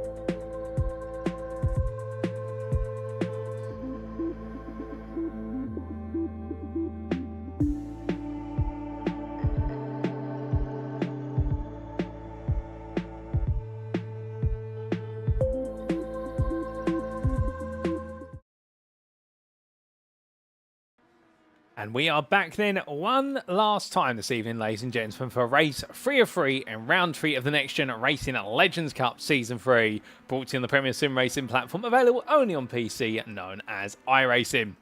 And as we return for one more race, well, race number 1 up the ante quite significantly from last time out at Snetterton, and race number 2 said, you know what, let's go even further. And there was plenty of drama in race number 2, no doubt about it. But through all the drama, through all the mishaps and all the madness, well, we also got to see some absolutely superb driving, and well, Benjamin Gregory in the end taking home that victory from none other than Kieran Sharp, with Gavin Garner round off the top 3 and all-pro top 3, and then Stuart Wannis making it 2 from 2, with full place overall, but gutted, I think, to miss out on the runner-up spot at least overall, if not the overall victory. But still, that's why we have one more race, and our final race today will be a full reverse grid. So we take all 19 of our finishers and we turn them upside down, and we'll be seeing none other and then Thomas Delaney line up in pole position for the final race today, and he'll be in the company of Lewis Mason. And we're 25 minutes on the cards. It's a longer race, an extra 10 minutes, or the equivalent of 11 laps worth of racing, and therefore it's anybody's guess who will be seeing the victory come at the very end of it. But that's always what makes the feature race unique, in the fact it becomes a gambit of, can your leaders pull away and avoid fighting each other, or will the faster drivers further behind come through before the leaders know what's hit them, and vice versa. Well, for all those questions and more, we'll have to see what the tactics play out there. And indeed, we saw at Snetterton last time out, definitely with the long straights around there, very quickly the fast drivers managed to pick their way through. However, here today, a much tighter circuit, albeit not about its 2 long straights, i.e. the railway straight and also the start-finish straight. Some drivers will be looking to charge up through the order very quickly. But one driver who may not have to pick his way through the order too much, Adam Delmont, a dismal race number 2 ending, finishing none other than 16th place overall. Well, the one thing he does have to his advantage, he'll start 5th on this grid, or in fact 4th on this grid for the final race today. So at least in theory, you would argue the championship leader coming into this round overall should have a relatively easy time of picking off the drivers at the front of the field. The only problem is, if those drivers at the front of the field decide to fight with him, or he can't break away from them, then he may find himself being reeled back into a battle he doesn't really want to have. How that's not to say Adam Delmont won't have fun with it, but ideally his championship won't want to see him end up in a scrap. He'll want to just take lead and disappear off into distance with it. But as he charges his way along, I think we might be able to get a word or two from some other drivers out there. And, well, can we get a word from one of our drivers who's currently on circuit? I don't think we can at the moment. In fact, will we be able to get a word from Ben Gregory, potentially, our race 2 winner? And I think we are going to try and get a quick word from him. He's currently in the pit lane, so the car's being serviced, but we're going to be trying to get a word from him whilst he is down in his pit lane box. But as we give ourselves a brief moment, ladies and gentlemen, let's see if we can grab a word from the man. And if we can, it would be great to hear his perspective on a great race in race number 2 and what he's got to say about it. And we'll just give us a brief moment. I think here we go. And, well, in the end, not quite. Well, 1 second, ladies and gentlemen. We are just slightly trying to get the man. And here we are with Ben Gregory. Ben, you got time for a quick word? Yeah, very quickly, yeah. Quick question for you, Ben. How was race number 2? Looked like you had fun out there. Yeah, it's really good. I didn't expect to be that far up, to be fair, honestly. Like, I learnt how to shift in the car now, finally. So I've turned off the auto blip, it turns out it was on. So I can actually keep up in a straight line, finally. But no, I had a lot of fun. A little shame that me and Stuart came to blow, like, in the final lap. But we've had a chat. It was just all good. It was just one of those things happen, crashes, I think. Oh, most definitely. Like you say, I don't think there was any harm or foul meant between the two of you. They're good, close racing. Unfortunate, but that's what happens when you're running at maximum all the way through the race. But now coming to race number 3. You're starting from the very back of the grid. What can we expect from you in this one? I am just trying to not die. Yeah, I've finally got a win in something, so I thought, I'll just try and not crash would be a good idea, and just try and make my way through and not hit anything, I think. Now that I kind of got the car actually working properly. Well, hopefully you can put the fact you've got the craft together now for race number 2, plus that victory all together to have an even better race number 3. Ben, we'll leave you to it. Good luck out there and see you at the checkered flag. Thank you very much. Cheers. So hearing there from Ben Gregory, ladies and gentlemen, our interviewee for a brief moment. We always like to chat to our drivers where we can, where they're available, and talking out there mastering the art of shifting, as in actually changing the gears rather than using the auto-blipping feature. And if you're wondering what he means by that, in short order, in iRacing you can have a thing called auto-blip on, which is iRacing will automatically blip the throttle, or put the throttle in when you do change gears there, to try it in a rev match, essentially, when you go from one gear to the other, particularly on the straight, or blipping the clutch. However, that's not going to be the case here when he's the auto blipping off, and that's enabled him to have much smoother shifts and maintain his speed. But without further ado, it's time to hit the grid then for our final race of the day, and this is how they line up for race 3 of 3. With the full reverse grid then, it is Lewis Mason who lines up on pole for Aztec Racing. He's joined on the front row by Phil McDougall for CXR Project Black. Adam Delmont for NXTGEN Green lines up third ahead of Duncan Rise for Goldwyn Motorsports, and then we do have on row number 3 Alan McCain for Iris Esports and NXTGEN Green's Cal Murray. Sam Smith lines up in 7th place for Iris Esports ahead of Kieran Smart for Track Scotland, with the top 10 completed by Nigel Stott for Crest Autosport and Andrew Pike for the Sim Racing Collective Esports. Behind them on row number 6 will be Sam Bradley and Nick Clemens, with Isaac Doble and Jamie Dory on row number 7, Stuart Winnis and Gavin Garner on row number 8, and in your final full row of the grid, we've only got 18 drivers here. We are missing somebody, can't quite understand who at the moment, but it'll be Kieran Sharp and Ben Gregory who complete your starting order. So 18 drivers in the end. We have had a couple of retirements through damaged cars from the previous races, but still plenty more to come here race-wise for race number 3. No doubt about it, ladies and gentlemen. 28 laps on the clock, and well, we're about to embark upon our third journey at Scotland. It's time for our drivers to lock in and see who can be Braveheart, because it's going to be fire red lights, and it's lights out, away we go. And there's a lightning quick start there from Lewis Mason. My good lord, it's almost as if somebody pulled him back on a carpet while those wind-up toys and then just launched him and let him go, because Lewis Mason charges off into lead as they make the way through, and as they do, the rest of the field right now scatters its way on down there. But Lewis Mason, the start of the season, was a charged away in towards turn number 3, free where the third back, while the NXTGEN Green cars goes round. That's Sam Bradley having a tussle, a small tap there, trying to see, I think that's why the Iris Esports cars of Nick Clemens, I think, giving him the love tab. But as the field comes on through here, well, they've all made it on through safely, minus our one driver. Although I think we have briefly lost Jamie Dury and all of that. I couldn't quite see where he went. I think he did go around on the chicane. But as our drivers that stumble their way towards Taylor's, well, right now Lewis Mason just trying to pull away. But look at this man, Alan McCain, diving up the inside of Duncan Rise.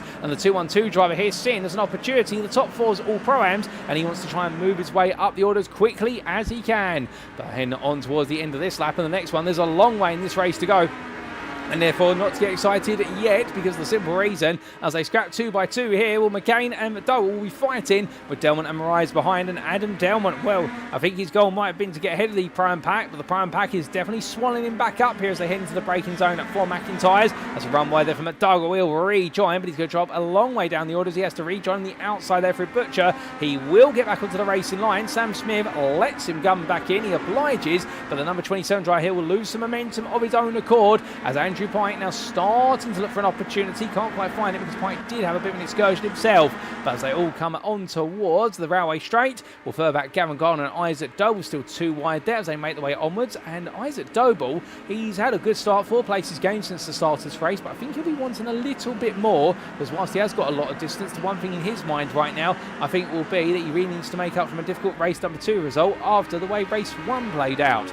Upwards they go then, and onwards towards the next lap. And as they make the way across that timeline, you can see again McDougall and Smith still side by side, and it's going to be Phil McDougall on the outside there, Smith on the inside, bouncing off the apex curb. They give each other the room to coexist, they give each other the room to breathe, and as they let the brakes breathe, as they lift off them, McDougall around the outside, carries a bit too much momentum. Isaac Doble taps once, twice, McDougall goes even deeper in the corner. A bit of a biff on the back there from Gavin Gardner, and well, they all just about survived that. Goodness me, very well negotiated by all, and I thought that was going to be tears, but to be fair, these drivers are very accustomed to each other right now and keeping it cool. But speaking of keeping his cool, we ride on board the nose here, Benjamin Gregory in the 113, the man we spoke to only moments ago.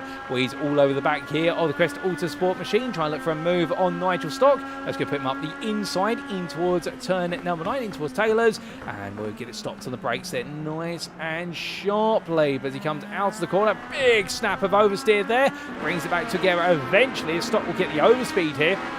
And on to another lap they turn. Well, as they do, it didn't quite work out the way Gregory wanted it to. I think he wanted to be clear of stock, but stock back with him here, and he's not going to back out into turn number 1. So they'll go 2 wide in, as that's rallycross there being done by Gardner and McDougall. Both of them had a bit run wide, and Nigel Stock still there, as they'll both pass McDougall, but the point being Benjamin Gregory for everything he's giving. Nigel Stock is giving it back in spades, and it's absolutely brilliant racing between them as they roar the way through the chicane. But over the crest and through they go, and as they do, at a change of lead, Adam Delmont has taken the lead here, and Lewis Mason, I believe, has only had a bit of a moments ago, which has caused him to fall the way back. But what happened to Lewis Mason? Here's a quick replay.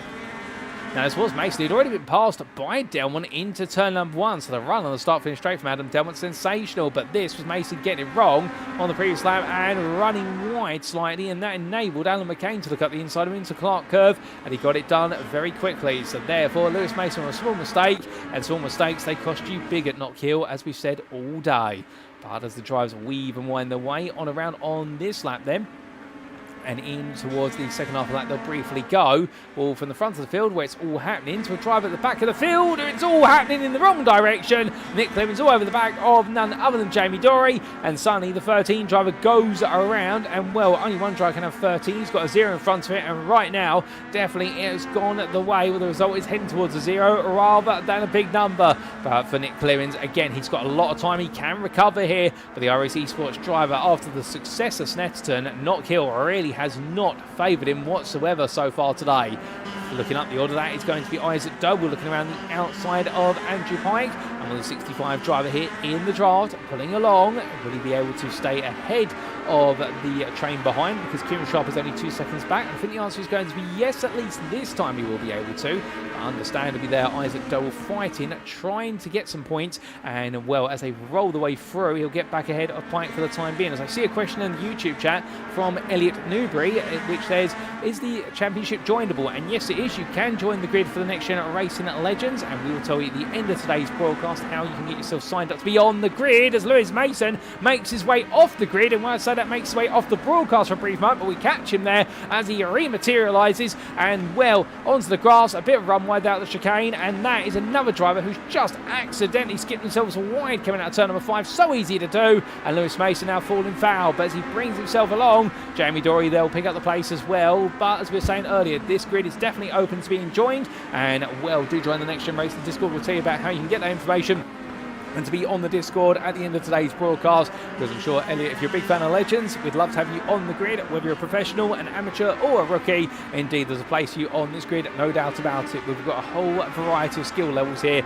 from some pros all the way through to beginners. But right now, speaking of one of our pros trying to pick his way through the field, he's had technical issues that have blighted him today, but right now he's not letting them put a frown on his face. He's smiling, I suspect, at this point in the day.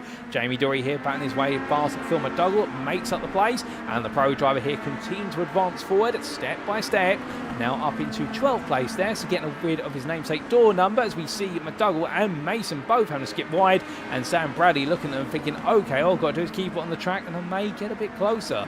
As he brings it back together, definitely right now that closeness is starting to emerge. They complete the first quarter of this race, and well, Lewis Mason having a bit of a poor run out of Clark Corner, and let's go drop him all the way back to 15th place, but then again he can get back in the hunt sooner rather than later, as he runs very deep there at Taylor's Corner. So right now it's all going which way but the right way for Lewis Mason after a brilliant start, and well, that lightning start, I think he invested it all there, but he comes across that timeline, never say never, he can still come back at this later on as he heads across that timeline. And from him, let's look up to second place, because Kieran Smart right now, well, trying to follow in the footsteps of his teammate Stuart Wyness and bringing home a Track Scotland victory and making it Track Scotland victories in all 3 races today, at least in the Prime class, albeit he's got Alan McCain for close company, and Smart right now just trying to open up a bit of a gap. But further back, we can see here the big mad scramble with Dunfermline under a lot of pressure from Kieran Sharp and Stuart Wyness with an absolute gargantuan toe on the run down the railway straight. Well, there'll be 3 wide under braking here, and Sharp's not going to give this one up as Marais goes intentionally deep, and Wyness cuts it back. A lovely cut back there from Stuart Wyness. He gains 1, he gains 2.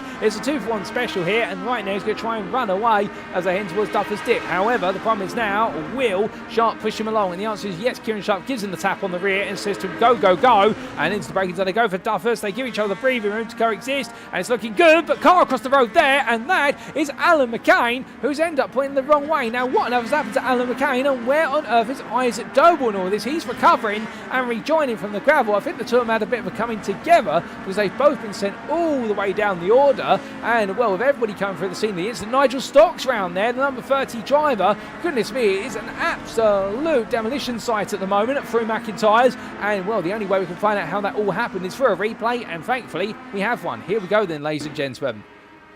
So this was Alan McCain fighting with the 39 at the time of Kieran Smart. They made the way through turn 1 into 2 and just losing the rear. Snapped loose there for McCain. Oh no, and then Isaac Doble coming into the scene of the instant and having to take evasive action. Well, McCain trying to get the car stopped in time, but couldn't quite get it to stop before Doble had to snatch the car one way, and that's what saw him go wide. But then Nigel Stock just losing it there in the rear of the picture by looks things. So Stock having a bit of a nightmare moment of his own volition. So a bit of a difficult one there. And McIntyre's really catching out multiple drivers. But commiserations there in particular to Alan McCain and Isaac Doble, because they're brilliant battle in the end, coming to an abrupt halt with both drivers making errors of their own volition. But particularly in the end, Alan McCain set off the reaction. Albeit I don't think you can blame him for the fact Isaac Doble went round. Isaac just trying to take evasive action. And in the end, with so much speed in the car and to snap the steering wheel, well, you can understand why things did go around. And then Nigel Stock, well, he followed suit there. They normally say things come in threes, including instants, but without instant, we're back live, and as we are seeing the end of lap number 10 here, and this is Isaac that was still battling it with Gregory and Gardner, and these three pro drivers right now trying to bring himself a little bit further forward. They want to try and battle inside the top 5, but I think they've all got different aspirations who should be leading this pack, as Gregory definitely enjoying himself, as is Doble, and Gardner just pushing along at the youngster in the 65 at the moment as they head through 1 and in towards 2. In terms of the corners, that's very close, and as they head in towards McIntyre's, well, they rub,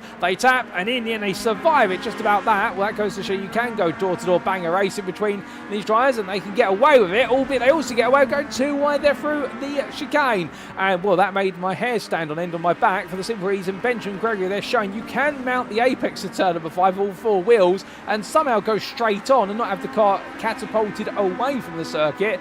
But I think Benjamin Gregory there, I think he'll look back on that one. His team will be saying to him, you do realise what you've just done with the Full Tilt Motorsport 113, which is you've used up all of its 9 lives in a single run wide. Whereas he brings himself back to terra firma, the point will be that Isaac Doble here won't mind that because he'll be at the head of this pack. Benjamin Gregory will try to stay with him once again as they bring this lap to an end. Absolutely ferocious racing at the moment, and nobody wilting. They're absolutely all committed to the bit, and, well, we absolutely love to see it. That's what Legends is all about, as Gregory falling slightly away from Doble, and he does have Gardner close behind. As we ride on board and look back from the rear of the 113, and, well, their battle right now very firmly away from Sam Brady, who's in 9th place, but Brady is closing at half a second a lap given the fighting up between this trio at the moment. So you would imagine that at that rate of knots, within the next 4 laps, Sam Brady will be here and able to pick up a toe and get involved himself. And Sam Brady, who's 3rd place in Prime, he'd love for an opportunity to follow these pros, as was the top 2 of the Prime class of Winus and Smart, because Track Scotland right now really trying to run away with the spoils in this final race of the day. We have unfortunately had one retirement from this race, and that has been at Cal Murray, or Callum Murray as he's known in full, and, well, that does mark the fact we've now got 17 runners rather than our starting 18. But as we do come from the battle here, we look a little further down the order to Alan McCain and Duncan Rice. They fight over 12th. And, well, these two prime drivers fighting over 6th in their class, with Jamie Dory just behind them. There has been a bit of a moment for Phil McDougall off camera further back, but it does look as though these two are fighting for some scraps of points by comparison with what they could be fighting for. But never say never, as that's a big slide into Duffers dip from McCain. But he does keep it together, keeps it pointing in the right direction. As you can see, Moraes, they're sliding through McIntyre's. And, well, Moraes does normally have a very loose run on these cars, but in the end he cuts loose too much and goes around there, just missing the tyre barrier, gets collected by the gravel, and he'll bring it back on. He'll bring some gravel with him as he takes to the grass there to avoid the Phil coming through. That's going to enable Phil McDougall to come through, as will Nigel Stock. So Moraes now heads to the back of the field. Lewis Mason is into the pit lane, and meanwhile, that's Gavin Gardner. Hold up, that is at Taylor's hairpin. Gardner's around, and that's on entry into the hairpin. You don't normally see that unless Gardner's been pinched in a bit of contact between himself and another driver, but Gardner has definitely gone the wrong way about this. And exactly how did he end up that way? Well, as he brings himself back together, let's find out. Here's a replay. Now, this was Benjamin Gregory versus Gavin Garner. I think this might explain what happened as they headed in towards Taylor's. Garner looks at the inside, then the outside. Gregory was pinched on the rear of the car as Garner tried to swing up the inside of him, or the outside, if you will. And, well, Gregory, in the end, bring it back together, but not without tapping the rear of Garner in return. I don't think there's any malice there. I think both drivers making mistakes of their own volition, and Garner coming off the worst off of it. Let's jump on board with Gardner and listen in. And he swung to the inside, pinched the rear of Gregory's car, and in return, Gregory's car unsettled at that point, trying to keep the throttle in to stabilise, and it came back to haunt Gardner and tap Gardner on the rear. So unfortunate that one. I think both drivers just trying to fight for the minimum possible space, and Gavin Gardner in the end for repair work, and that could be his race brought to an abrupt halt unless he can get the fast repair out. But coming back to your racing live on your screens, and we are into the second half of this race now, and this is Stuart Winus, second place Pro-Am driver, third place overall, with Andrew Pike and Kieran Sharp together, so he's trying to keep behind him and bottled up the Sim Racing Collective esports pair, albeit TSRC. Well, the one thing we know about them is that they normally work very well together, and they do love pulling moves on their rivals when the two of them are in a cooperative mode. And right now, Pike and Sharp, well, the idea will be work with Winus for as long as they feel they can work with him. But as soon as they find out the gap to Smart and Delmont up the road is starting to increase, that's where they'll decide to really put a train together and just choose their way past Winus as much as possible. Heading on towards lap 16 they go. Delmont, personal best of 55.273. It's not the fastest lap of the race. That has been set by your second place man, Kieran Smart, of a 55.19 to the nearest 100, for the point being that Delmont is definitely up in the knots now as Winus, Pike and Sharp continue to move onwards, but no sign of changes between them. As for about Isaac Doble, 4.5 seconds back, but closing very gradually. Well, he wants to become a player in this battle, but he's got no toe to work with, so therefore he's got to work double time here if he wants to try and take that victory, or at least make his way into a top 5 fight for that final spot of the podium. And it'll be important points as well, because Adam Delmont missed out on the win just slightly versus Isaac Doble in race number 1, whereas race number 2, we did see a bit of a changing of the guard there, in Isaac Doble finishing down in 6th place. Adam Delmont, meanwhile, finishing all the way down in 16th place. So on paper, Isaac Doble has had the better point score compared to Adam Delmont. If Delmont finishes where he currently stands and Isaac Doble finishes where he currently sat, they will level out, and practically neither driver will gain or lose than the other, and it means we'll go into our next round in 2 weeks' time, and our next round being at none other than the wonderful circuit of Silverstone National, where it will be Adam Delmont who's still leading over Isaac Doble, with momentum not being with either driver in the championship, and that will keep things very interesting as we start to make our way in towards the summer block period, where we do have 3 rounds back to back. But Isaac Doble carries on here with a bit of a run wide, and you can definitely tell that right now trying to extract everything he can out of the car, but that's the hardest part when you sometimes push each other too far. But speaking of pushing each other along here, well, we do see the Sim Racing Collective pair of Pike and Sharp. They're starting to work together here. I think they feel as though Winus, for all the pace he's bringing, which Stuart Winus definitely has been a revelation in Prime as of today, the problem is he's not bringing enough pace to the table for their likings. Therefore they'll work together, they'll push each other a lot. They'll push each other as far as they can with the bump drafting, which you can do in these Legends cars, but you have to do it on a straight only, and you have to have the steering wheel of both cars entirely straight. So the thing about these two teammates is they will be able to talk to each other, and they will be able to tell each other what they're doing and when the bump is going to happen. But they believe they can use this to push forward, and this is completely within the rules. They are allowed to do this, and they'll be hoping that gap to Smart will start to gradually come down. Last lap, Pike was 0.04 of a second faster than Smart, but they'll want a bit more than that, even the laps remaining, because they have got a 5.4 second gap between themselves and Smart, and it's a further 2.5 seconds to Delmont, and Adam Delmont is continuing to bang in lap after lap and open up even greater lead up there. And well, right now it could really be the fight for second place if these 3 can get to it. They're pushing their way along, and we look back from the rear of your third place machine, and this gives you an idea of the bump draft occurring. As you can see, they're practically pushing Pike along. Is Sharp, albeit will only do it so far, and within 100 metres of the braking point for turn on 1, he'll back off there because he wants to risk tapping his teammate or indeed his rival if they were in different teams, because that's where the incidents can happen, and immediately that's going to be a trip to the steward's room, and well, that's going to be a number of penalties points applied. But rolling on through there, sparks flying up from the under trays of these 3 cars, and well, Pike having a bit of a poor run then, in fact picking up a slowdown for a automated track limit offence, so Pike's going to tuck him behind, but he won't lose the pair, but it does mean that Sharp loses the opportunity to work with his teammate, but hoping that perhaps Winus will picked up on what they're planning to do, and that will help them out. But further back, it's not going to be a game of helping each other out for Nick Clemens versus Sam Bradley as they fight over the final podium spot in prime. And here comes a move from Sam Bradley. Then Clemens getting it wrong coming out of Clark Curve. Bradley's going to sweep all the way to the outside, into the inside for Taylor Hairpin via the railway straight. And as he comes onto the brakes, the answer is going to be he'll take the place, but he won't be able to pull away that easy. 3 tenths as they exit the corner, and with the slipstream, well, very quickly that 3 tenths will become negligible by the time they get to the start line. Well, across the line they go then, and here comes Clemens immediately responding as Jamie Dory leaves the pit lane.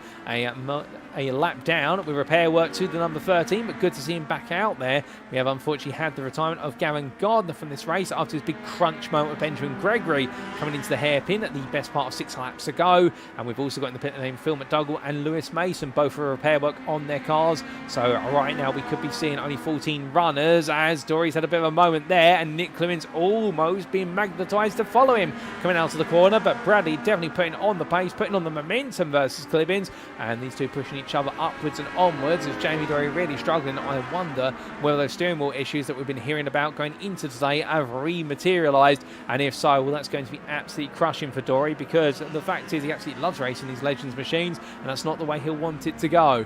But with the time that is remaining, as the drivers charge onwards, will Bradley here close, but not quite close enough to put the move on Clemens yet. And even where if he is going to be able to, can he get it done, signed, sealed, and then delivered? Because the problem is that everything he can do, Clemens seems to have a response for. We'll wait and see. As looking back, one iRace esports pair of Smith and McCain, they are gradually getting a bit closer to the Clemens-Bradley battle, and these two in fact lapping a very good pace. They're lapping a second a lap faster for the most part versus Clemens and Bradley. So in theory, you would imagine that given they are currently 5 seconds behind, well, if they keep up this pace, within the next 5 laps they will be there and have 2 to 3 laps worth of change to go fighting, and that could lead to a brilliant fight. So the 3 iRace esports drivers plus an NXTGEN Green driver all fighting over the podium places. And when do teammates become enemies? That's always the classic question. But as they make the way onwards, with no change at the moment, Stuart Wynis and Andrew Pike, well, they decide to change places, and Wynis now gets back ahead of Pike into turn 1. They do have in front of them there the number 23, Kieran Sharp, that's still holding its position in 3rd overall.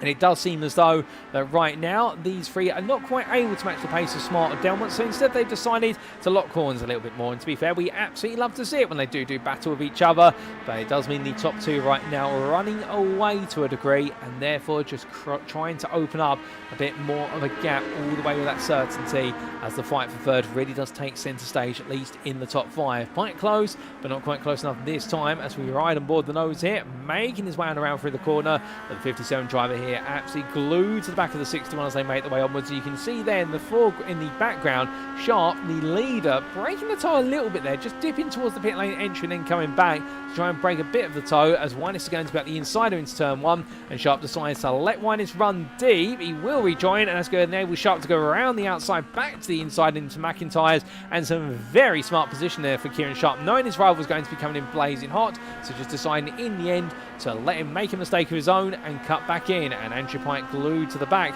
of the number 61 at the moment. We'll look up the inside in towards Clark Curve, can't quite find it, so he backs off there, and now we'll look for an even better run coming on the railway straight. He'll have the double draft versus the single toe of Wynis, and this is going to give Pike enough momentum here to really think about the move. Does he go for it? He looks one way then the other. He's going to go for it this time. Up the inside he goes, onto the brakes, and well, that'll move him back into 4th, will it move into 3rd, because he will step on the toes of his teammate here as they come out of the final corner. It's gone to lap number 24, 5 to go then, and you can see where they settle the differences. Sharp will take the lead of the battle for 3rd, with Pike and Wynis in that order as they go into the next lap, and well, that's the closest they're going to be. Literally 2.5 tenths they're separating the 3 cars, and well, I think right now everyone's starting to get an itch to want to finish in 3rd place in this group, even if there's teammates involved. But looking back side by side between Clemens and Bradley for the 3rd place spot on the prime podium, and Clemens still keeping Bradley at base, and Bradley teasing out moves here and there, but not really being given an opportunity to really cement one. But we do know that Clemens, one of the smartest drivers on the grid in the Prime class in terms of really knows his racecraft, albeit Sam Bradley, no slouch to be fair, indeed has built a lot of racecraft over his years racing NXTGEN Racing Series amongst other series, and the NXTGEN Green driver, really one of the rising stars in the NXTGEN Racing community as he comes out of the right hander of turn number 7 onwards towards turn number 9. And as he does so here, we can see Clemens getting the better traction off of Clark Curve. Bradley not quite comfortable comfortable through what is the off-camber corners compared to Clibbins. And that has been one of the big talking points of today. We've had a lot of drivers really struggling with these off-camber corners. The exit at Taylor's hairpin has been a struggle for most drivers, given how quickly it causes the rear of the car to come around. But those who are used to the off-camber nature of Knockhill and therefore able to keep the car pointed in a straight line, they do gain 1 to 2 tenths on corner exit before the draft effect really kicks in for the rival behind. And therefore, in the case of Bradley, as we're seeing, he does pick up the toe in the end, but he's not quite close enough to then look for a move. And that's where he needs to shut down. He needs to get the car more pointed on corner exit. And if he's able to do so, then he will be able to use the toe to get himself alongside. Because when he does get it right every so often, that's when he's able to consider those moves. Albeit right now just staying affixed there to the back of the number 13 as it heads up towards the hairpin. Powering their way along, and as they do, well, the battle for third place in the Prime class goes nowhere but where it is at the moment. And further back, Nigel Stock and Benjamin Gregory. Well, there has been a bit of an incident for Benjamin Gregory on the last couple of laps. In fact, 4 laps ago, we've had an incident for Benjamin Gregory, as I'm to understand it. And that's put him a bit further down the order. Can we get a replay of what happened? Yes, we can. And here it is for Benjamin Gregory. Now, he was a bit lonely going into turn number 1, made his way right, then he made his way left in 11th place, and as he came in towards McIntyre's, the rear of the car just coming around, trying to get it stopped on the brakes, and in the end the car saying no and going around. That's how Nigel Stock got right onto the back of him and made his way around the outside for a brief moment, but since then, Gregory has retaken the position. From them then, let's come back to your race leader, and this is Adam Delmont, who right now has Kieran Smart closing on him, and look at Smart pushing there. We'll give credit to that man, because Smart is absolutely trying to chase down over a win, albeit he was 1.3 seconds behind coming into the hairpin. Coming out of it onto the start-finish straight, the gap opens up to 1.5 seconds as a result of this brief gravel trap excursion. But the 39 driver here, if he can get a bit close at the end of this lap, he does seem to have managed the car a bit better compared to Delmont. We could have a fight on our hands here for overall victory between our pro leader and our prime leader, and that will be absolutely spicy. But from them, it's not calming down. In fact, it's heating up as well in the fight for third place, because we have seen Stuart Winus get ahead of Sharp and Pike on the run into this lap down the start-finish straight. We didn't quite catch it on camera, but as soon as Winus takes the lead of the battle here, well, he's not going to be allowed to hold it, because you can see there, Sharp cutting back at him very quickly as Winus almost losing it coming out of Clark Curve and has to release the places to both of them. As Isaac Doble is very quickly coming up on this. Isaac Doble is now 3.5 seconds behind. You'll see him in the rear of the camera shot every so often. So therefore, as the Sim Racing collective pair negotiate each other, and the Track Scotland driver of Winus, well, right now it's anybody's guess as to who will be in third place. But from them, as we look to your race leader, well, Delmont's opened up the gap to 2.5 seconds. Smart's not had a very good lap. And then Sharp right now with the fight for third. It really is the big battle on our screens. And it's Sharp, Winus side by side into the opening corner, but he'll hold on to it as they roll the way down the hill. Through Duffer's Dip, then into McIntyre's, and Sharp parks the car in apex. Does he get it stopped on a dime? Yes, he does, as Winus now looks one way, then the other. But they know it's only a single file formation here at full tilt through the chicane. So it'll then be onto Clark Curve, where we could potentially see a move from Winus if he's close enough. But I don't think he is. 2 attempts, if that, and that's where he's going to stay as he rolls out the right-hander. But the one thing we have seen from Winus is his ability to get brilliant cutback runs, and here he comes then as he looks around the outside. We'll have to leave that there, ladies and gentlemen, because here's your leader, and with the checker flag waving, Adam Delmont returns to winning ways in the final race of the day ahead of Kieran Smart, your prime winner. Well done to him. Track Scotland lock out all 3 wins in prime class today, but will it be third for Sharp or Winus? And in the end, it's going to be third place for Kieran Sharp overall, ahead of prime runner-up Stuart Winus, who makes it a Track Scotland 1-2 in class. Andrew Pike 5th ahead of Isaac Doble in 6th, who put on a great recovery drive there to come through the field. Nick Clemens in 7th place there, 3rd place on the prime podium, fend off the charge from Sam Bradley right at the close, and then Alan McCain 9th will bring on home what will be 5th place in prime ahead of his prime teammate Sam Smith, who completes his race 10th overall. Nigel Stott battling with Benjamin Gregory to line here. This is a fight for 11th place. Gregory, I think, has got a nose ahead, and it is just going to go the way of Gregory by 1300ths over Stock. And then we do have Dunfermline, who will be your last finisher of this race, albeit on the lead lap, and he will finish 13th place there. Indeed, it's been a race of attrition as well. A number of Legends cars having some difficulties, but goodness me, what a brilliant set of battles. And well, we need to respectfully take a look back at the fight between Stuart Winus and Kieran Sharp on that final lap. And here we go, ladies and gentlemen. We had to cut away from this, but we come back to it now. And as they made the way down toward Taylor's hairpin, you see Sharp going as defensively he could in the middle of the road. and well, Pike was not close enough to really be able to help out, so therefore Wine is having to cut it back here and try and look to carry all that momentum to the line. I think he was edging the car on. I can see him rocking back and forth in his seat. They're trying to wheel the car on, but in the end, Kieran Sharp just having enough on corner exit to hold on to third place. But what a battle between them. With that, as our drivers make the way towards the pit lane, let's take a look at those race results subject to any stewards' inquiries. And well, here they are for our final race of the day, ladies and gentlemen. And what a race, number 3. A fantastic race to wrap up our racing proceedings at the Knockhill Racing Circuit for round 3 of season 3 of the NXTGEN Racing Legends Cup. And as we can see, Adam Delmont, your victor for NXTGEN Green by 2.2 seconds over Track Scotland's Kieran Smart, who was your Pro-Am winner. However, Smart kept Delmont honest all the way through, and that's why he's made it 3 wins out of 3 for Track Scotland today in the Pro-Am class, albeit the first 2 going to Winus, but Smart getting one of his own back in the final race of the day. Kieran Sharp took third place of the Sim Racing Collective Esports with one of his best results of the season, and then it was Stuart Winus run-up in Pro-Am and completing a Track Scotland 1-2. 2 out of 3 of their results they have been 1-2s for the team, a huge point score, and also for Winus, meaning that he's finished on the podium in all 3 races. His 2 wins in races 1 and 2 in the Pro-Am class, and now a second place in the class as well. He won't be complaining about that. Andrew Pike was 5th for the Sim Racing Collective Esports in the team's fantastic performances today, indeed their best of the season so far. Isaac Doble 6th for Doble Sim Racing, and then it was a further 8 seconds before you got to your third place driver in the Pro-Am class, and that was Nick Clemens for iRacing Esports. With second behind him, it was Sam Bradley for NXTGEN Green, who was much closer midway through the race, being then Clemens' pace and infallible consistency, just keeping the 69 at bay. Alan McCain, 9th, round off the top 5 of the Pro-Am class there for iRacing Esports, bringing his teammate Sam Smith along with him for the ride, who finished 10th, and then Benjamin Gregory in 11th, best of the rest there after a late error costing him dear, but in the end holding off the charge from Nigel Stock. The Crystal Water Sport driver was 12th, and there was a further 8 seconds back to Duncan Rice, who was your last finisher of this race, and the Goldwyn Motorsports driver there then 7 laps ahead of the retiree of Jamie Dury with technical issues on the car, and NXTGEN Racing having to box the car before it could reach its checkered flag. And we also did see retirements of Phil McDougall, Gavin Garner, Lewis Mason and Callum Murray. So 18 starters, and in the end, only 13 finishers, of which all in the lead lap, ladies and gentlemen. But that concludes all of our racing here today. And what a race to conclude our 3rd round of the championship.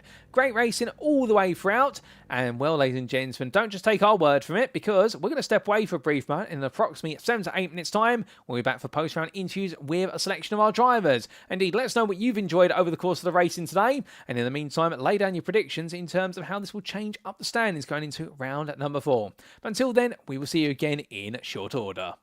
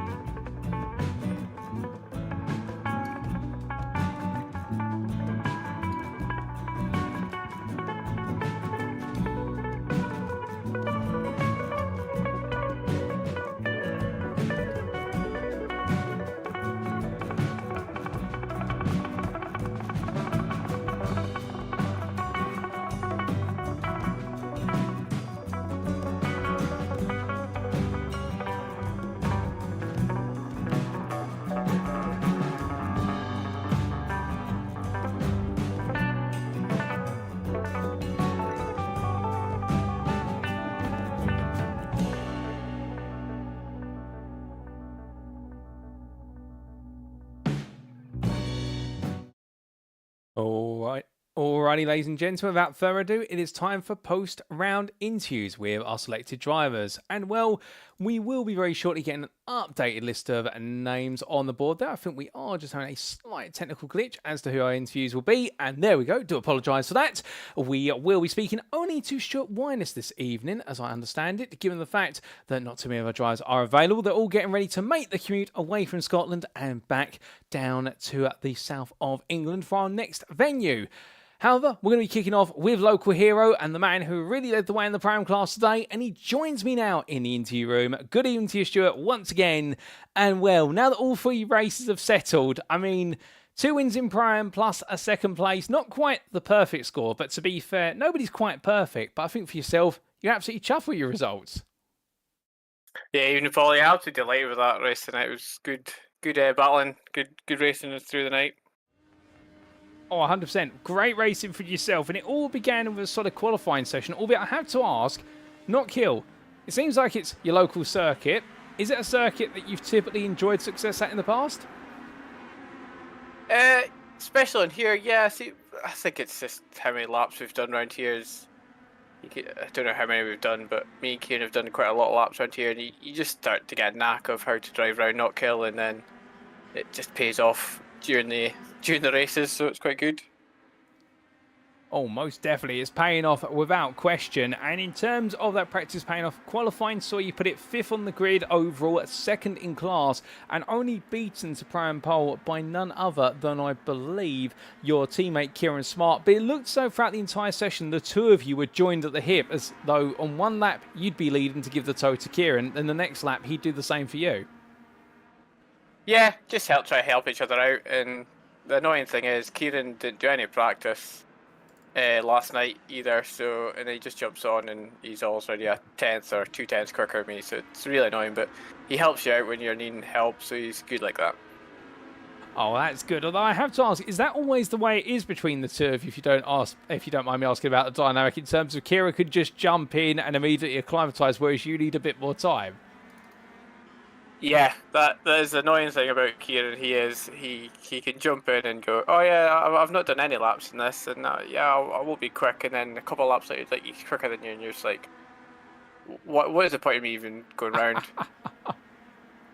Oh, goodness me. Well, there was definitely a point for you going around today, because race number 1, you took the victory. I mean, it was a brilliant opening race, and in the end, only one driver could win it and finish 3rd overall, and it was you. But I mean, there was a pack of 6 of you at one point, all fighting over 3rd place. I'm not sure whether you knew where you were in all that fighting.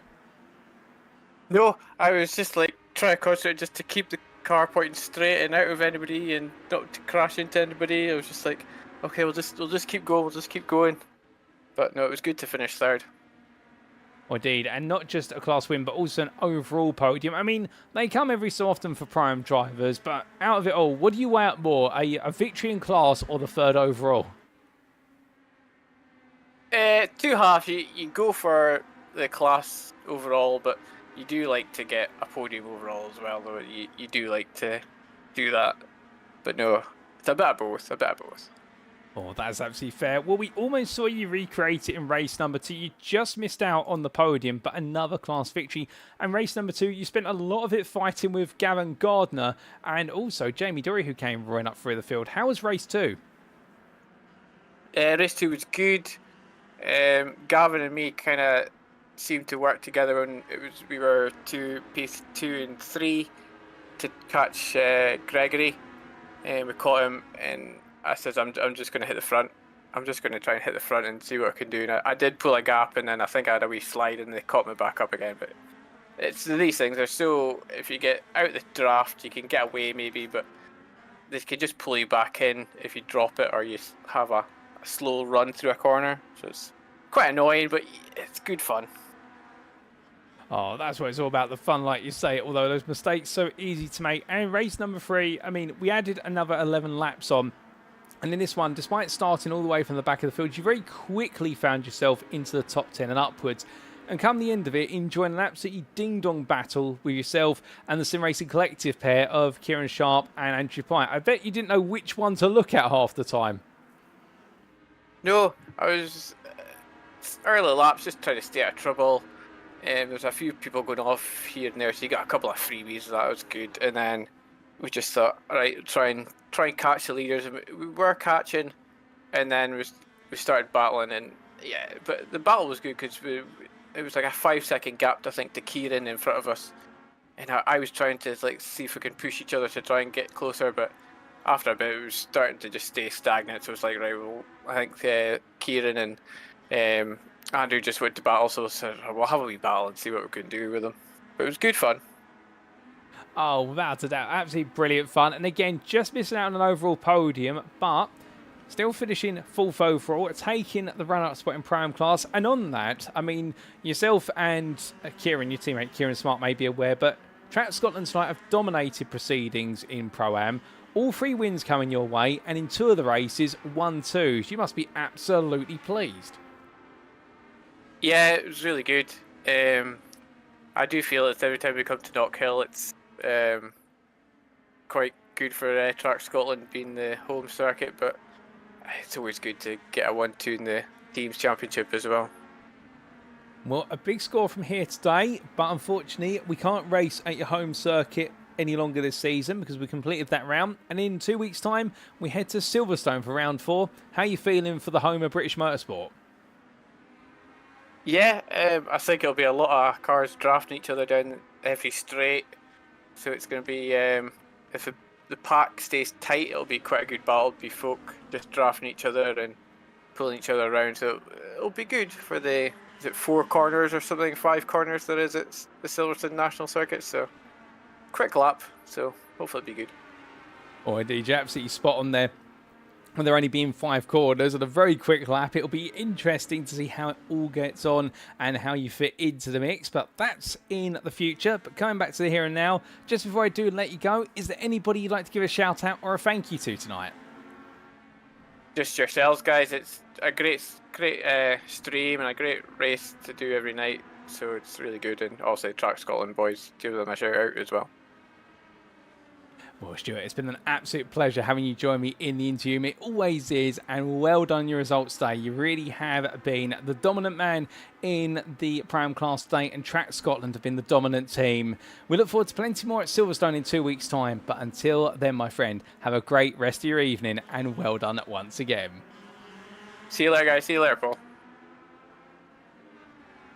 So hearing there from our Track Scotland interview, the 61 of Stuart Winus, and what a day today. And well, it's home circuit, and every time they visit here, Track Scotland, putting the nail on the head there, in the fact they always go well, whether it's in the Legends or the NXTCC or in anything they race in. But I do like the interesting dynamic in the team there, that Stuart having to put a lot of practice in order to get the lap time, the consistency, get everything nailed down. Whereas for his teammate Kieran, things just seem to click, and it's an annoying part. And well, it's that dynamic. It happens in the team where you do have that one driver, it doesn't matter how much practice he's put in, where he can just turn up and sunny switch things on, whereas others have to put in lap after lap to really fine craft it. But those different ends, of course, is what makes a team click, and we saw that today in all 3 races where they were able to race out of the circuit together, and where they weren't, they were able to get up to their own shenanigans and able to take their own results. And well, with of course Kieran Smart taking victory in race number 3 there to seal the deal in the Pro-Am class of Track Scotland, dominating proceedings.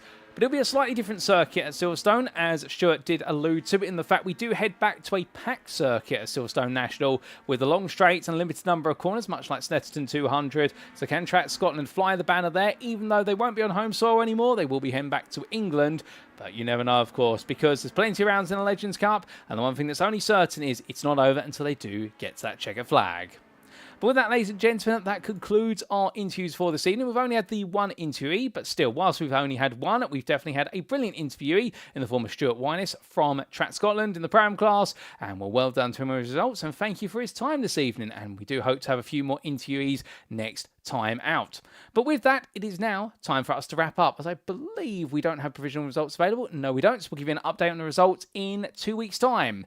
But After that, that's all we've got time for, and this has been an absolutely brilliant broadcast. It's been brilliant racing, and thank you very much for watching. And if you are sat there right now thinking to yourself, you know what, you want to be on the grid, you've been inspired as a result of the racing you've seen today to want to come racing the NXTGEN Racing Legends Cup, or just to know more about what we do at NXTGEN Racing, everything in between with regards to our series, championships, and our one-off events. Well, for all that and more, we do recommend you head to our official website, and that is www.nextgenracing.co.uk. And if you do go to our website, here on screen now, the home of Clean and Fair Sim Racing for All, where you'll be able to find out all the details regarding our ongoing and upcoming series, plus how you can also become a part of the NXTGEN Racing community. But if the Discord invite link on the website doesn't work, there is also one in the description of the YouTube and the Facebook broadcast there, so you can always use that to join the beating heart of NXTGEN Racing, which is the official Discord community. However, you don't want to go to our website necessarily. Perhaps you're more of a social media person. We do recommend you head to our Facebook group, and that's at facebook.com/groups/NXTGEN Racing. Well, there you can get all the information on our website, plus plenty more, including a little bit more about our staff members and our admins in terms of not only what they do on the virtual racing circuit, but what they also do on the real-life racing circuit. A number of our staff members being real-life racing drivers, if not real-life racing marshals or stewards. But of course, we'd also like to take a big moment to say a thank you to our sponsors, who are PowerMaxed, Next Level Racing, Mark Sykes Designs, Joyce Design, Douglas Motorsport, Sam Cases UK, Falcon PC Builds and Support, Benji Sim Photos, and last but by no means least, our title sponsor for this season, and that is Doble Motorcycles, the #1 leading Honda motorcycle dealer in the United Kingdom. If you're looking for your next machine or 2 wheels or 34 wheels, this is an ATV, and you want it powered by the power of dreams, then look no further than go to Doble Motorcycles. Their web address, doble.co.uk, because the family-run business will put you in pole position to get the machine of your dreams. That website, once again, doble.co.uk.